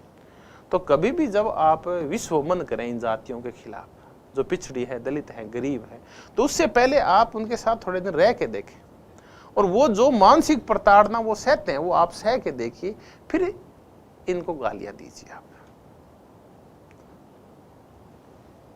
तो जैसे जैसे इस देश में दलितों का उभार हो रहा है, तो देखिए सत्ता पलट रही है, OBC का उभार हो रहा है, आदिवासियों का उभार हो रहा है। तो कुछ पहले से ही जो सत्ता की दावेदार जातियां रही हैं और सत्ताधीश रही, उन जातियों के पेट में गुड़गुड़ हो रही है। तो उन जातियों को ये समझना चाहिए कि इतिहास, जैसा कि राम मनोहर लोहिया भी कह गए, रुकता नहीं है, इतिहास जारी रहता है। जातियां उल्टती पलटती रहती, आगे पीछे होती रहती हैं। तो इनके दावे को भी स्वीकार किया जाए, मेरा तो ये कहना है, जो पिछड़ी, दलित और आदिवासी जातियां हैं। तो ऐसे ही एक महान पुरुष को, जो समाज के पिछड़े तबके को आगे लाना चाहते थे, भीमराव अंबेडकर जी की हम चर्चा करेंगे। 1891 में पैदा हुए, 1956, मैं ये कहता हूँ इनको 20 से 25-30 साल और जिंदा रहना चाहिए था। और इसके बाद ऐसे बहुत सारे और बाबा साहब पैदा होने चाहिए थे। खैर आज भी खूब काम हो रहा है, दलितों ने खूब प्रोग्रेस की है, तो इसके लिए बाबा जी का भी अमूल्य योगदान है। शिक्षा, London school of economics and political science UK में पढ़े, फिर कोलंबिया विश्वविद्यालय में गए यूएस में। तो शिक्षा के ऊपर तो नहीं पूछा जाता, लेकिन पूछा जाता है कि उन्होंने जो संस्थाएं और दल बनाए हैं उनके ऊपर क्वेश्चंस पूछे जाते हैं कि उन्होंने कौन सी संस्थाएं और कौन से दल बनाए। पहला था डिप्रेस्ड क्लास वेलफेयर सोसाइटी, बहिष्कृत हितकारिणी सभा 1924 में। ये एक प्रेशर ग्रुप था। बहिष्कृत होते हैं डिप्रेस्ड क्लास वेलफेयर सोसाइटी 1954। बाद में इसी बहिष्कृत लोगों को बाद में साइमन कमीशन आया तो इनको एससी और एसटी कहा जाने लगा, शेड्यूल कास्ट और शेड्यूल ट्राइब्स कहा जाने लगा। फिर 1936 इन्होंने ब्रिटिश लेबर पार्टी से प्रभावित होकर और इंडिपेंडेंट लेबर पार्टी बनाई। ये राजनीतिक दल है, ये पहला वाला ये प्रेशर ग्रुप ज्यादा है। फिर उन्होंने इंडिपेंडेंट लेबर पार्टी को समाप्त कर दिया और उसकी बजाय all India schedule caste federation का निर्माण किया 1942 में। और फिर 1957 में जब इनकी मौत हुई उससे एक साल पहले ये रिपब्लिकन पार्टी का गठन करना चाह रहे थे। वो अमेरिका की जो रिपब्लिकन पार्टी है, जो ट्रंप वाली पार्टी है, उससे प्रभावित हो गए, तो वो उसका औपचारिक गठन नहीं कर पाए। उनके मस्तिष्क में विचार चल ही रहा था कि वो अमली जामा पहनाते इस रिपब्लिकन पार्टी के गठन को, उससे पहले उनकी डेथ हो गई थी। तो ये वो एक पार्टी है जिसे प्रत्यक्षतः इस रूप में नहीं जुड़ पाए थे कि उसका गठन नहीं हो पाया था। हालांकि उनका आइडिया था, काम चल रहा था इसके ऊपर। उन्होंने ऐलान कर दिया कि हम रिपब्लिकन पार्टी के नाम से एक नई पार्टी का गठन करेंगे, लेकिन ये सारा काम होता, ये पार्टी जाके चुनाव लिस्टेड होती, चुनाव चिन्ह मिलता, उससे पहले इनकी डेथ हो गई थी। तो ये थी रिपब्लिकन पार्टी जिससे इनका प्रत्यक्ष जुड़ाव नहीं रहा, इनकी डेथ के बाद बनाई गई। फिर इसका औपचारिक गठन किया गया। मैं औपचारिक गठन की चर्चा कर रहा हूं। तो इनके 4 ये संगठनों का निर्माण किया, उनकी आप जरूर चर्चा करें। ये 2 तो पार्टी जिनके सीधे जुड़े रहे, एक से अप्रत्यक्ष रूप से जुड़े रहे। तो independent labour party, all India schedule caste federation और रिपब्लिकन पार्टी। इनके जो आदर्श हैं वो है महात्मा बुद्ध, जो बौद्ध धर्म के संस्थापक थे। और अंतिम समय में खुद अंबेडकर जी बौद्ध धर्म को स्वीकार कर लिया था 1956 में नागपुर में अपने कम 5 लाख अनुयायियों के साथ। ये बुद्ध शरणम गच्छामी हो गए थे।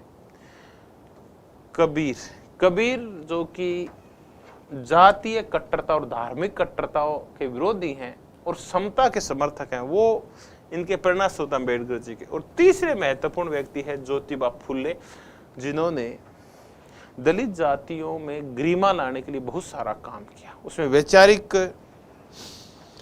रूप से दलित जातियों को अग्रणी बनाने के लिए ज्योतिबा फुले का बहुत बड़ा योगदान है, जो महाराष्ट्र के बहुत बड़े समाज सुधारक थे। तो 3 इनके प्रेरणा स्रोत है, महात्मा बुद्ध, कबीर और ज्योतिबा फुले, जो सामाजिक समता की चर्चा करते हैं। सार्वजनिक जीवन, महाड़का और वायकोम का सत्याग्रह, ये दरअसल जातीय भेदभाव के खिलाफ किए गए सत्याग्रह है। ये मंदिरों में और तालाबों में दलितों के प्रवेश से लेकर जुड़े हुए हैं। बंबई विधानसभा के सदस्य रहे ये 1927 में। जो गवर्नर जनरल थे भारत की, उनकी जो एग्जीक्यूटिव काउंसिल थी, यानी उनकी जो मंत्री परिषद थी जो सहायता करती थी गवर्नर जनरल की, उसके सदस्य रहे 1944 में। इनके पास श्रम विभाग था, लेबर डिपार्टमेंट इनके पास था। फिर मैकडोनाल्ड पंचाट व पूना समझौता 1932। मैकडोनाल्ड पंचाट, ये वो पंचाट है जो तात्कालिक ब्रिटिश प्रधानमंत्री ने इस पंचाट को जारी किया। इसमें यह था कि दलितों को पृथक निर्वाचन क्षेत्र मिलेंगे ताकि इनके हितों की और प्रतिनिधित्व की रक्षा हो सके, इनकी भी राजनीतिक भागीदारी हो सके। गांधी जी ने पूना की यरवदा जेल में दलितों के पृथक निर्वाचन का विरोध कर दिया, ये कह के कि इससे हिंदू समाज के अगड़े और पिछड़े का भेदभाव है वो ज्यादा पनपेगा। तब फिर गांधी और अंबेडकर के मध्य पूना समझौता और पृथक निर्वाचन वाला मुद्दा है वो वापस ले लिया गया। आरक्षण की जरूर चर्चा हुई, ये 1932 में हुआ। फिर इन्हें प्रारूप समिति का अध्यक्ष बनाया गया, जो ड्राफ्ट कमेटी थी जिसने भारतीय संविधान का ड्राफ्ट तैयार किया था उस समिति के अध्यक्ष बने थे 29 अगस्त 1947 को। यानी भारतीय संविधान के निर्माण में इनकी बहुत बड़ी भूमिका को हम स्वीकार करते हैं। कानून मंत्री बनाए गए जवाहरलाल नेहरू के द्वारा, और इन्होंने हिंदू कोड बिल के मुद्दे के ऊपर जब नेहरू जी ने ये कह के कि एक बार माहौल ऐसा नहीं है कि हम इतने प्रगतिशील बिल को पास करवा पाए, क्योंकि आज भी बहुत सारे रूढ़िवादी व्यक्ति हैं जो संसद के अंदर बैठे बिल पास नहीं होगा, तब अंबेडकर जी ने नेहरू जी की इस मुद्दे पर आलोचना की और मंत्री परिषद से इस्तीफा दे दिया कानून मंत्री के पद से। हिंदू कोड बिल के ऊपर जब उनका नेहरू से विवाद हो गया, हालांकि नेहरू जी चाहते थे कि कोड बिल पास हो, लेकिन उनको पता था कि संसद में इसका विरोध हो जाएगा, तो इसलिए वो धीरे धीरे करना चाह रहे थे इस काम को। अम्बेडकर इसको एक झटके में करना चाह रहे थे। इसी मुद्दे को लेकर फिर दोनों में विवाद हुआ, मंत्री पद से इस्तीफा दे दिया। 1990 में इन्हें भारत रत्न दिया गया मरणोपरांत। इन्हें हम आधुनिक युग का मनु कहते हैं, भारतीय संविधान का पिता कहते हैं हम इन्हें। Professor KV. राव है, वो सभापतित्व करने वाले देवता कहते हैं नेहरू और पटेल को। देखिए भारतीय संविधान में जो अधिकांश प्रावधान है उनके ऊपर नेहरू, पटेल, अंबेडकर और डॉक्टर राजेंद्र प्रसाद, इन 4-5 व्यक्तियों की बहुत बड़ी छाप है। तो सभापतित्व करने वाले देवता है नेहरू और पटेल, और अंबेडकर हैं जननी, न केवल जनक बल्कि भारतीय संविधान की जननी के.वी. राव ने अंबेडकर जी को कहा है। तो ये पूछ लेते हैं कि भारतीय संविधान की जननी माता अंबेडकर जी को किसने कहा है? वो है KV. Rao, professor KV. Rao. तो ये कुछ फैक्ट्स किए हमने मजेदार। अब रचनाएं हैं, देखिए अंबेडकर जी की रचनाओं के ऊपर बहुत सारे क्वेश्चंस आते हैं, तो आप इनको ध्यान से देखें। कई बार अंबेडकर की रचनाओं के ऊपर यह भी आ जाता है कि कौन सी रचना पहले आई और कौन सी बाद में आई है। प्रॉब्लम ऑफ रूपीज, ये इनकी पीएचडी का थीसिस है, क्योंकि अर्थशास्त्र में की हुई है ये problem of rupees, PhD thesis है ये इनकी। The annihilation of caste, annihilation होता है खात्मा या उन्मूलन, कि जाति का उन्मूलन कैसे हो। 1936 में कोई संतराम जी बीए थे लाहौर के, उन्होंने 2 दलितों के लिए काम करते थे और दलितों के उत्तर भारत के बड़े नेता थे, समाज सुधारक टाइप कह लीजिए। उन्होंने एक बहुत बड़ा एक सम्मेलन रखा था, उसमें अंबेडकर जी को अध्यक्षीय संबोधन देना था। उस अध्यक्षीय संबोधन के लिए इन्होंने एनिहिलेशन ऑफ कास्ट नाम से एक संबोधन तैयार किया था। बाद में ये जो उनका संबोधन था, भी जो देने वाले थे, ये उनको पता चल गया और तात्कालिक जो हिंदुत्ववादी कट्टर शक्तियां थी, उन्होंने इस आंदोलन का विरोध करने का निश्चय कर लिया। तब डर कर संतराम बीए ने हाथ पीछे खींच लिया और अंबेडकर जी को इस सम्मेलन में बुलाया नहीं, सम्मेलन ही रद्द कर दिया गया। तो अंबेडकर जी ने उस संबोधन को बाद में पुस्तक के रूप में छपवाया। बहुत ही मजेदार पुस्तक है कि एनिहिलेशन ऑफ कास्ट, जाति का उन्मूलन कैसे होगा। तो इन्होंने कहा कि हाथ मिलाने से, एक दूसरे के साथ भोजन के लिए एक थाली पे बैठने से जातिवाद समाप्त नहीं होगा। अगर जातियों की समाप्ति करनी है तो आपको इंटरकास्ट मैरिज करनी होगी, अंतर जातीय विवाह करने होंगे। ब्राह्मणों के, क्षत्रियों के, ओबीसी और दलितों के और आदिवासियों के लड़के लड़कियों के आपस में शादियां होगी, तब जाके और जाति से छुटकारा मिलेगा। तो ये अंतरजातीय विवाह, अंतरजातीय भोज की बजाय अंतरजातीय विवाह पे बल देते हैं कि ये भोज से काम चलने वाला नहीं है, एक थाली से नहीं चलेगा, बल्कि रोटी से नहीं चलेगा, बल्कि बेटी से काम चलेगा। Who were the शूद्रास, कि शूद्र कौन थे। तो इन्होंने कहा, बहुत ही मजेदार बात लिखी हुई है कि शूद्र वो क्षत्रिय थे जिनका ब्राह्मणों ने उपनयन संस्कार करने से मना कर दिया था कि हम आपका उपनयन संस्कार नहीं करेंगे। ऐसे राजपूतों को, क्षत्रियों को बाद में शूद्र कहा गया।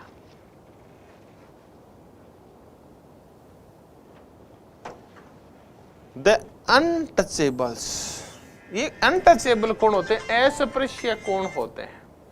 अनटचेबल्स, ये कहते हैं ये अस्पृश्यता कहां से आई। देखिए भारत में एक बड़ी ये खतरनाक चीज मिलती है, जाति और अस्पृश्यता।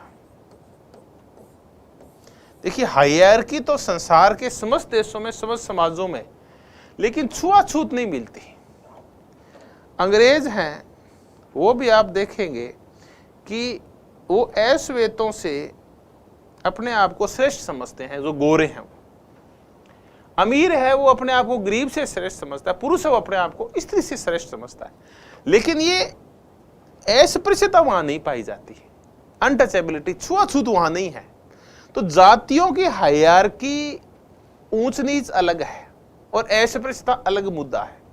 ये सिर्फ भारतीय समाज में ही पाया जाता है कि यहां एक दोहरी प्रवृत्ति पाई जाती है कि जातियां ऊंची नीची तो है ही है। एक पद सोपान है जिसमें सबसे ऊपर ब्राह्मण बैठे हैं, उसके बाद क्षत्रिय बैठे हैं, फिर वैश्य बैठे हैं और उसके बाद दलित बैठे हैं। ये तो हायरार्की समझ में आती है। उसके बावजूद शूद्र और दलितों के साथ जो अस्पृश्यता का व्यवहार किया जाता है, ये उस जातियां उनकी छाया से, उनके स्पर्श से भी डरती हैं और अपने आप को ज्यादा ही कुछ पवित्र समझती हैं। ये क्यों हुआ? ये अस्पृश्यता आई कहां से? संसार के किसी भी देश में अस्पृश्यता नहीं है, सिर्फ भारतीय हिंदुत्व समाज को छोड़ के और किसी समाज में नहीं है ऐसी प्रवृत्तियां। तो ये कहते हैं कि अस्पृश्यता जानबूझ के पैदा की गई थी। कोई भी व्यक्ति शारीरिक रूप से अपवित्र नहीं होता। जो खून, जो चमड़ी ब्राह्मण में है वही एक ओबीसी में, वही दलित के अंदर है, वो एक क्षत्रिय के अंदर है, राजपूत में है और बनिए में। तो फिर भेदभाव क्यों ऐसा? तो ये कहते हैं कि दरअसल ये झगड़ा सारे का सारा सत्ता और संसाधनों को लेके था।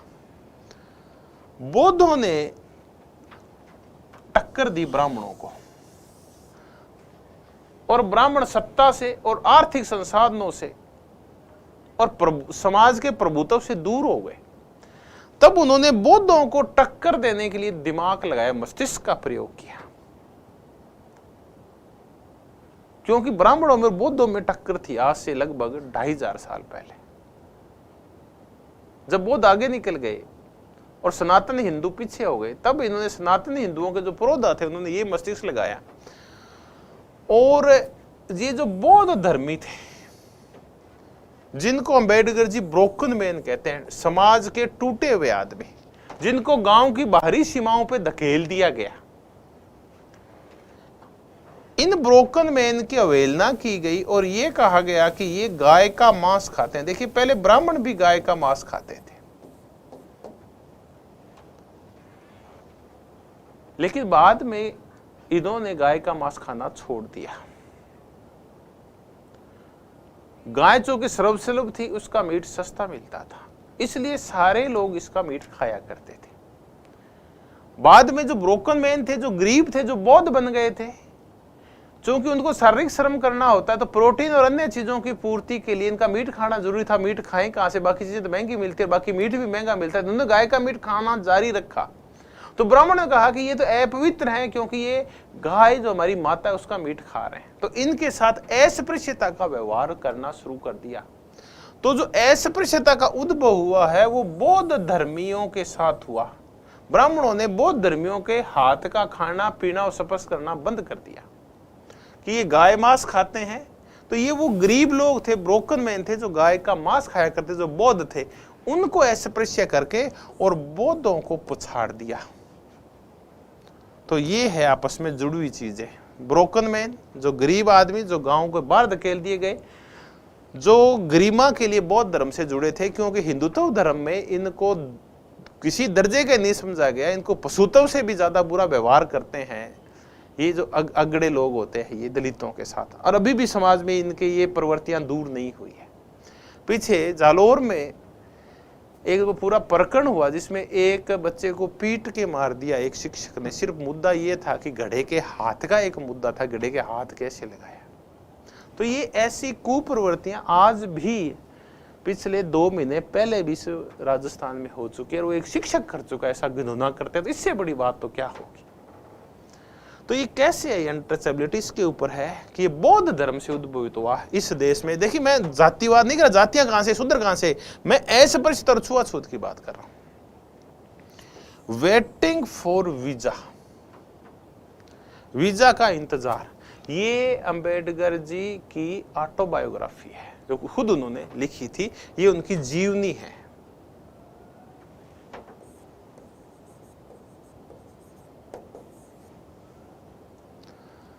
Thoughts on linguistic states,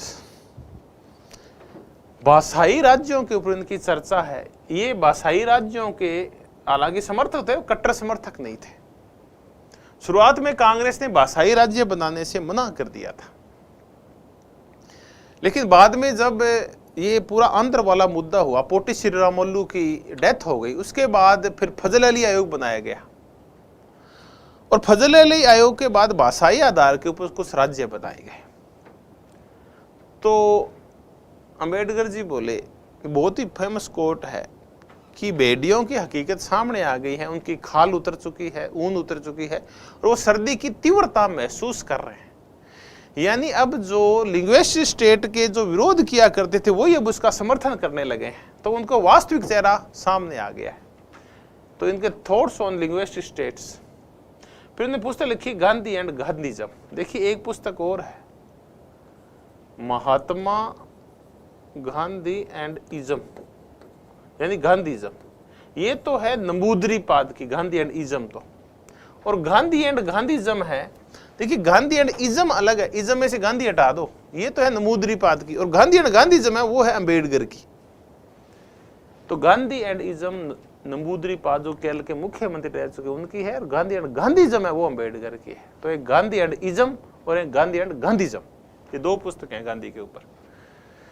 newspaper थे इनके मूक नायक, बहिष्कृत भारत और समता एक मैगजीन थी। अब इनके विचार देखते हैं कि कैसे थे। ये प्रगतिशील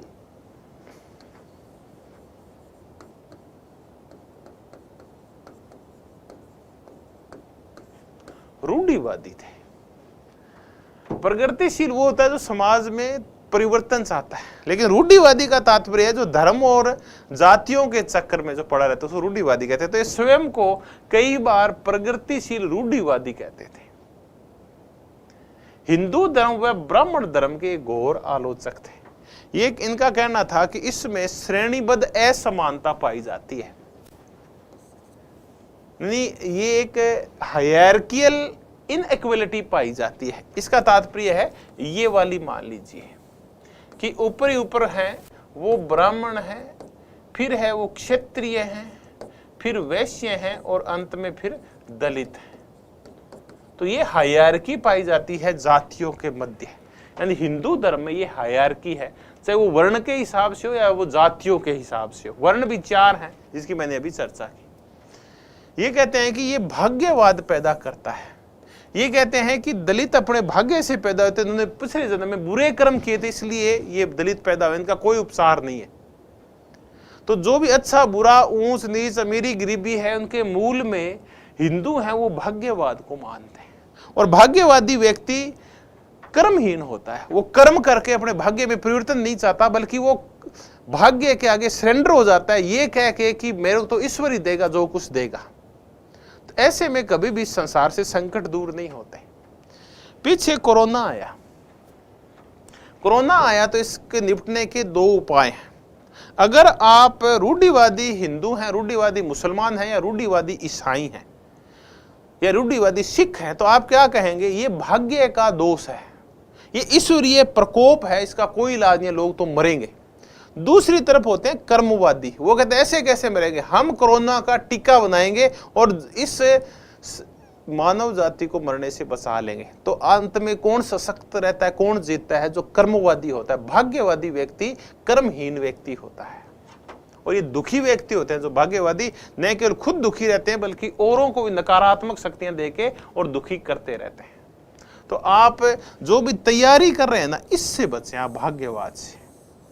आपका भाग्य आपके हाथ में है, आपकी कर्म की लकीरें ज्यादा महत्वपूर्ण है, भाग्य की लकीरों पे कभी भी ध्यान मत दो।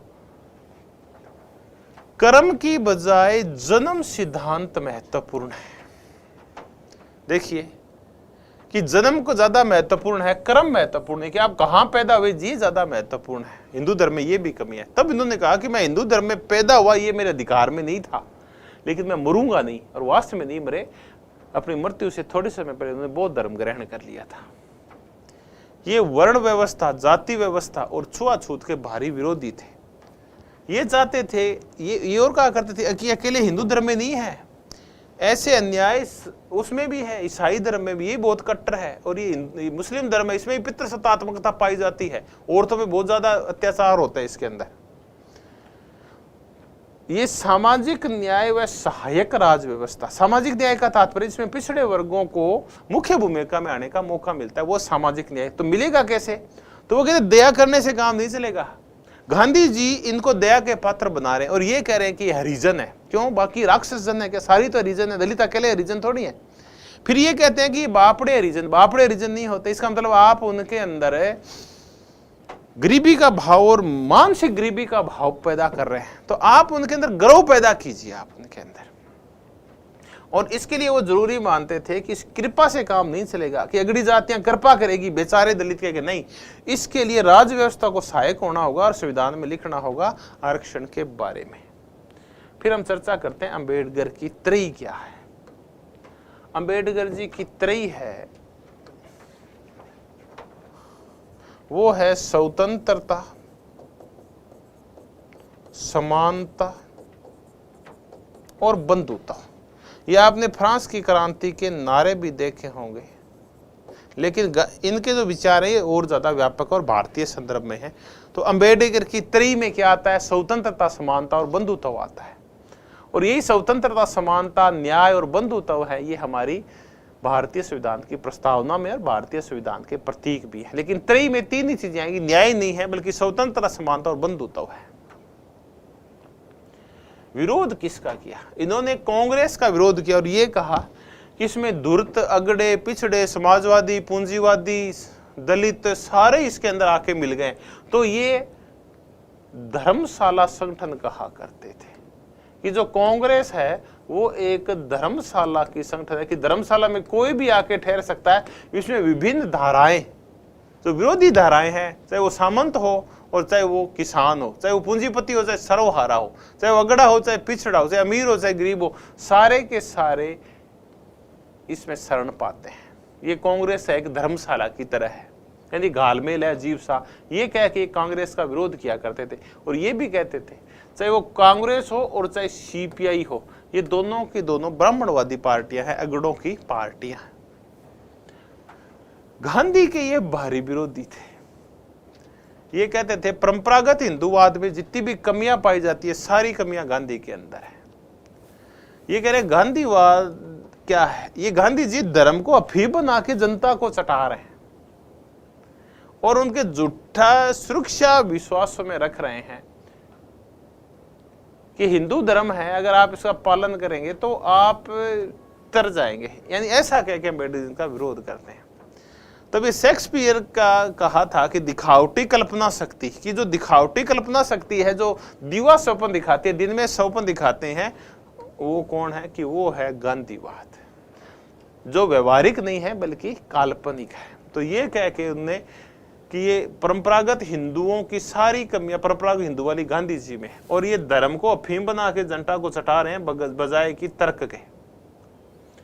जाति का विरोध किया। ये कहते हैं जाति श्रद्धा के आरोही पैमाने व अवमानना के अवरोही पैमाने के ऊपर है।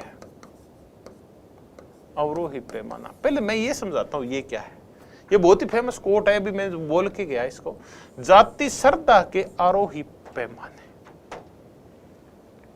और अवमानना के अवरोही। ये जो जातियां हैं, ये जो निम्न जातियां हैं, कोई भी एक जाति ऊपर की जाति से गणना करती है और ये चाहती है कि वो जाति समाप्त हो जाए, लेकिन अपन से जो नीचे की जाति है, खुद की जाति से, उसको समाप्त नहीं करना चाहती, क्योंकि वो चाहते हैं कि ये समाप्त होगी तो हमारी बात कौन मानेगा, हमारे प्रति श्रद्धा कौन रखेगा। तो वो कहते हैं कि इस देश से जातियां समाप्त नहीं होगी, क्योंकि जातियां हैं वो ऊपर वाली जातियों को तो खत्म करना चाहती है अपने से ऊपर वाली को, लेकिन नीचे वाली को बनाए रखना चाहती है। तो ऐसे में कैसे जातिवाद समाप्त होगा? ये भारतीय चतुष्वर्ण व्यवस्था और प्लेटो के त्रिवर्ग, प्लेटो का जो त्रिवर्ग है, शासक, सैनिक और उत्पादक वर्ग, ये कहते हैं ये भी एक बंद वर्ग है, इनमें आप परिवर्तन नहीं कर सकते। वैसे ही भारतीय चतुष्वर्ण है, ब्राह्मण, क्षत्रिय, वैश्य और शूद्र वाला, ये बंद व्यवस्थाएं हैं और ये शोषण की प्रतीक है। तो ये दोनों का भारी विरोध करते हैं, भारतीय चतुष्वर्ण व्यवस्था का और प्लेटो के त्रिवर्ग का। पंचायती राज के ये विरोधी है। इनका कहना था कि गांव उद्देश्य संहिता के अड्डे हैं और ये अगर पंचायती राज वापिस आ गया तो वापिस जो सत्ता है वो उन्हीं अगड़ी और प्रभु जातियों के पास चली जाएगी। दलितों को फिर कोई प्रभु तो नहीं मिलेगा लोकतंत्र के अंदर, फिर इनका शोषण शुरू हो जाएगा और आजादी इनके लिए कोई मायने नहीं रखेगी। तो ये पंचायती राज का विरोध करते हैं क्योंकि गांव जातिवाद और उद्देश्य संहिता के अड्डे हैं।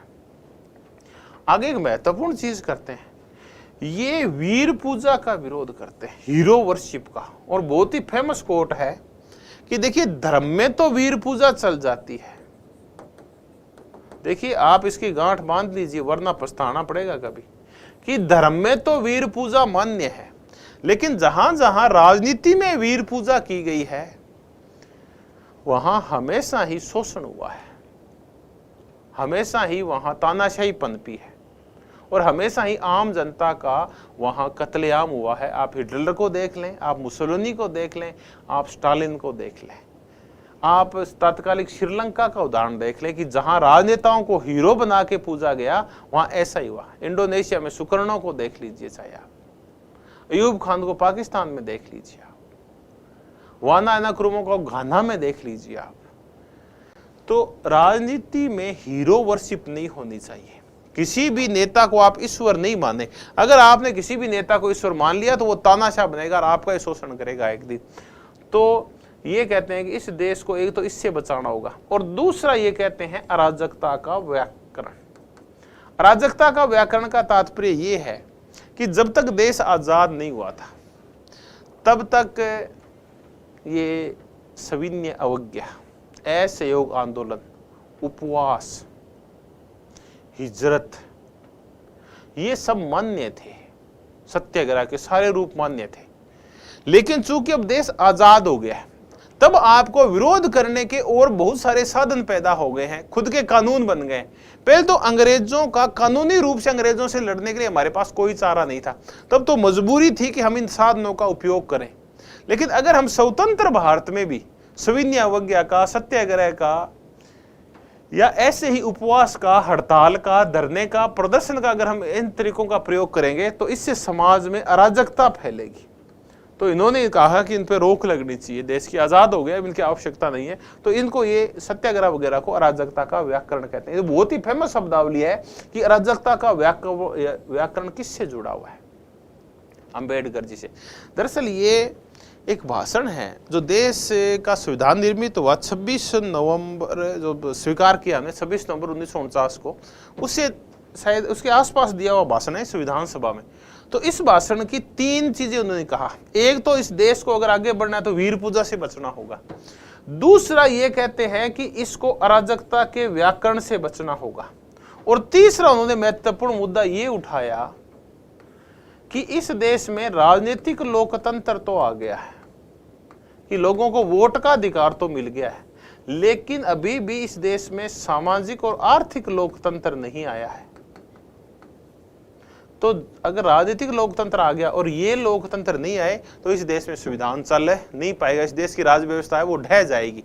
तो 3 चीजों पे बल दिया कि हीरो वर्शिप मत करो राजनीति में, अराजकता मत फैलाओ, और राजनीतिक लोकतंत्र के साथ सामाजिक और आर्थिक लोकतंत्र। आर्थिक लोकतंत्र का तात्पर्य अमीर और गरीब के मध्य खाई को मिटाना। सामाजिक लोकतंत्र के मध्य है जो जातीय भेदभाव हो रहा है, गरिमा का, उसको समाप्त करना। तो ये 3 मुख्य मुद्दे थे उनके भाषण में। तो जातिवाद के, भारतीय चतुष्वर्ण के, प्लेटो के त्रिवर्ग के, पंचायती राज के, वीर पूजा के, अराजकता के विरोधी थे।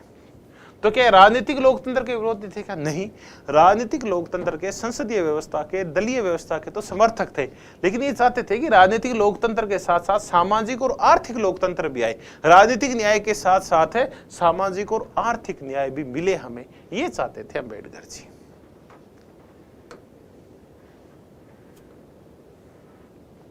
अब इनसे रिलेटेड जो महत्वपूर्ण क्वेश्चन बनते हैं अम्बेडकर जी की, उन पर चर्चा कर लेते हैं। अंबेडकर जी के अनुसार मानव विवेक की अभिव्यक्ति सकारात्मक रूप से विज्ञान और आधुनिक प्रौद्योगिकी में निहित है। बिल्कुल सही है, वैज्ञानिक सोच वाले व्यक्ति थे, रूढ़िवादी नहीं थे। विश्व और मानव को मानव के विवेक और उद्यम से ही समझा जा सकता है। बिल्कुल सही बात है।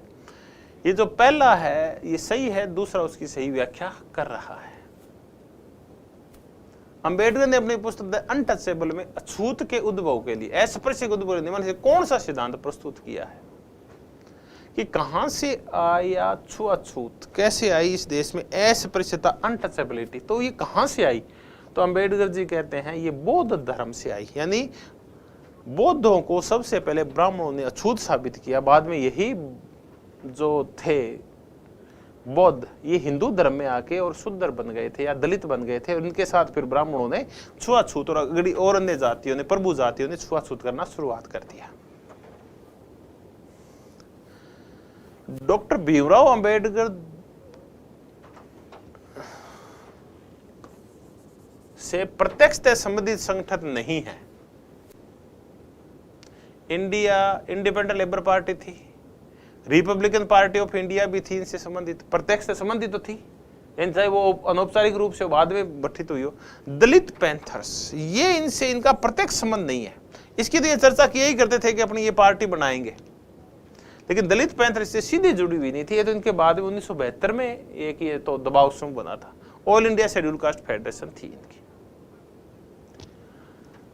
कि अंबेडकर अनुसूचित जाति के लिए पृथक निर्वाचक मंडल प्राप्त नहीं कर पाए, वे ठोस सामाजिक सुधार करने में असफल रहे। जैसे हिंदू कोड बिल,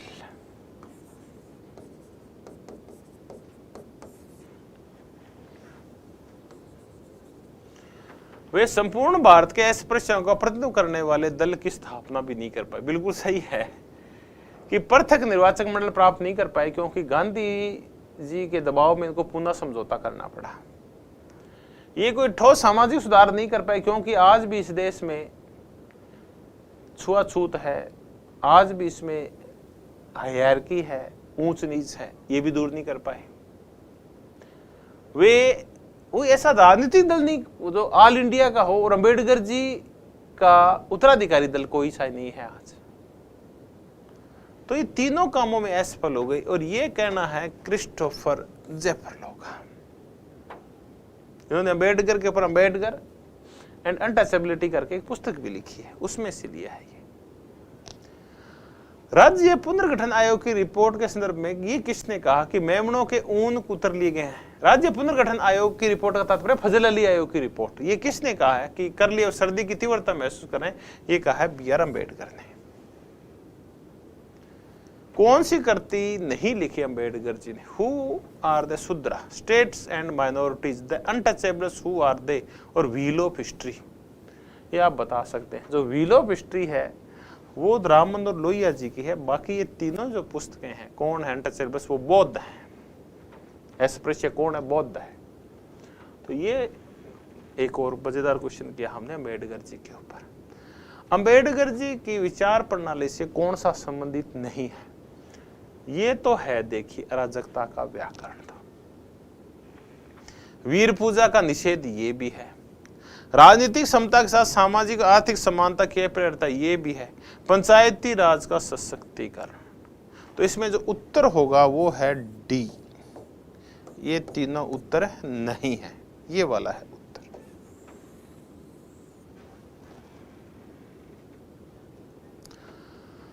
तो हमने एक और महान भारतीय राजनीतिक विचारक, सामाजिक विचारक की चर्चा की, डॉक्टर भीमराव अंबेडकर जी की।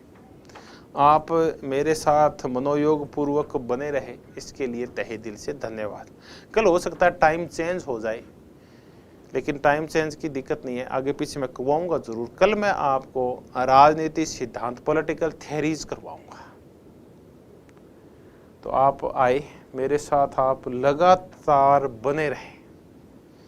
आपने मनोयोग पूर्वक मुझे भी सुना, महापुरुषों के बारे में मेरे मुख से सुना, आपका तहे दिल से शुक्रिया।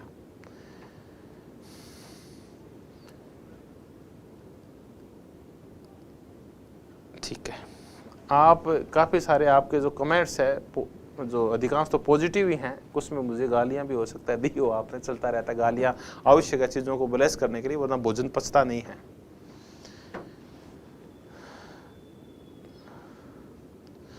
हाँ, अभिमन्यु ने लिखा है कि नए टॉपिक्स करवा दो, सारे करवा दूंगा दोस्त, डोंट वरी बी हैप्पी। छोटी छोटी क्लास है, सारी करवा दूंगा। आप लगातार बने रहिए मेरे साथ, अपने दोस्तों के साथ जो भी राजनीति विज्ञान की तैयारी कर रहे हैं, चाहे वो नेट जेआरएफ की हो, college lecture, school lecture, PGT, TGT, जाइक, उन तक मैं आपसे उम्मीद करता हूं कि मेरा ये जो वीडियो है उन तक भेज दीजिए। क्या आप सब्सक्राइब करते हैं, ये सारा काम मेरे लिए भी आप कर दीजिए, अगर आपके पास टाइम है तो, वरना मत कीजिए आप।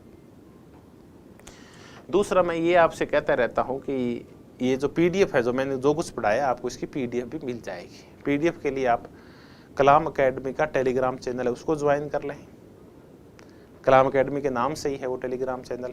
दूसरा, political science with doctor Beniwal, इस नाम से भी टेलीग्राम चलता है, आप वो भी ज्वाइन कर लें। वहाँ आपको आज पढ़ाए गए जो मैटर है इसकी पीडीएफ मिल जाएगी, यानी संक्षिप्त मैंने जो कुछ करवाया है वो सारा आपको, ये स्क्रीन है ये आपको सारी मिल जाएगी। तो धन्यवाद, कल नए जोश के साथ मिलेंगे और राजनीतिक सिद्धांतों की चर्चा करेंगे। Thank you very much. Time मैंने कहा आगे पीछे हो सकता है। गुड लक, लगे रहिए, कामयाब होंगे, पक्का होंगे, 100% होंगे। गुड।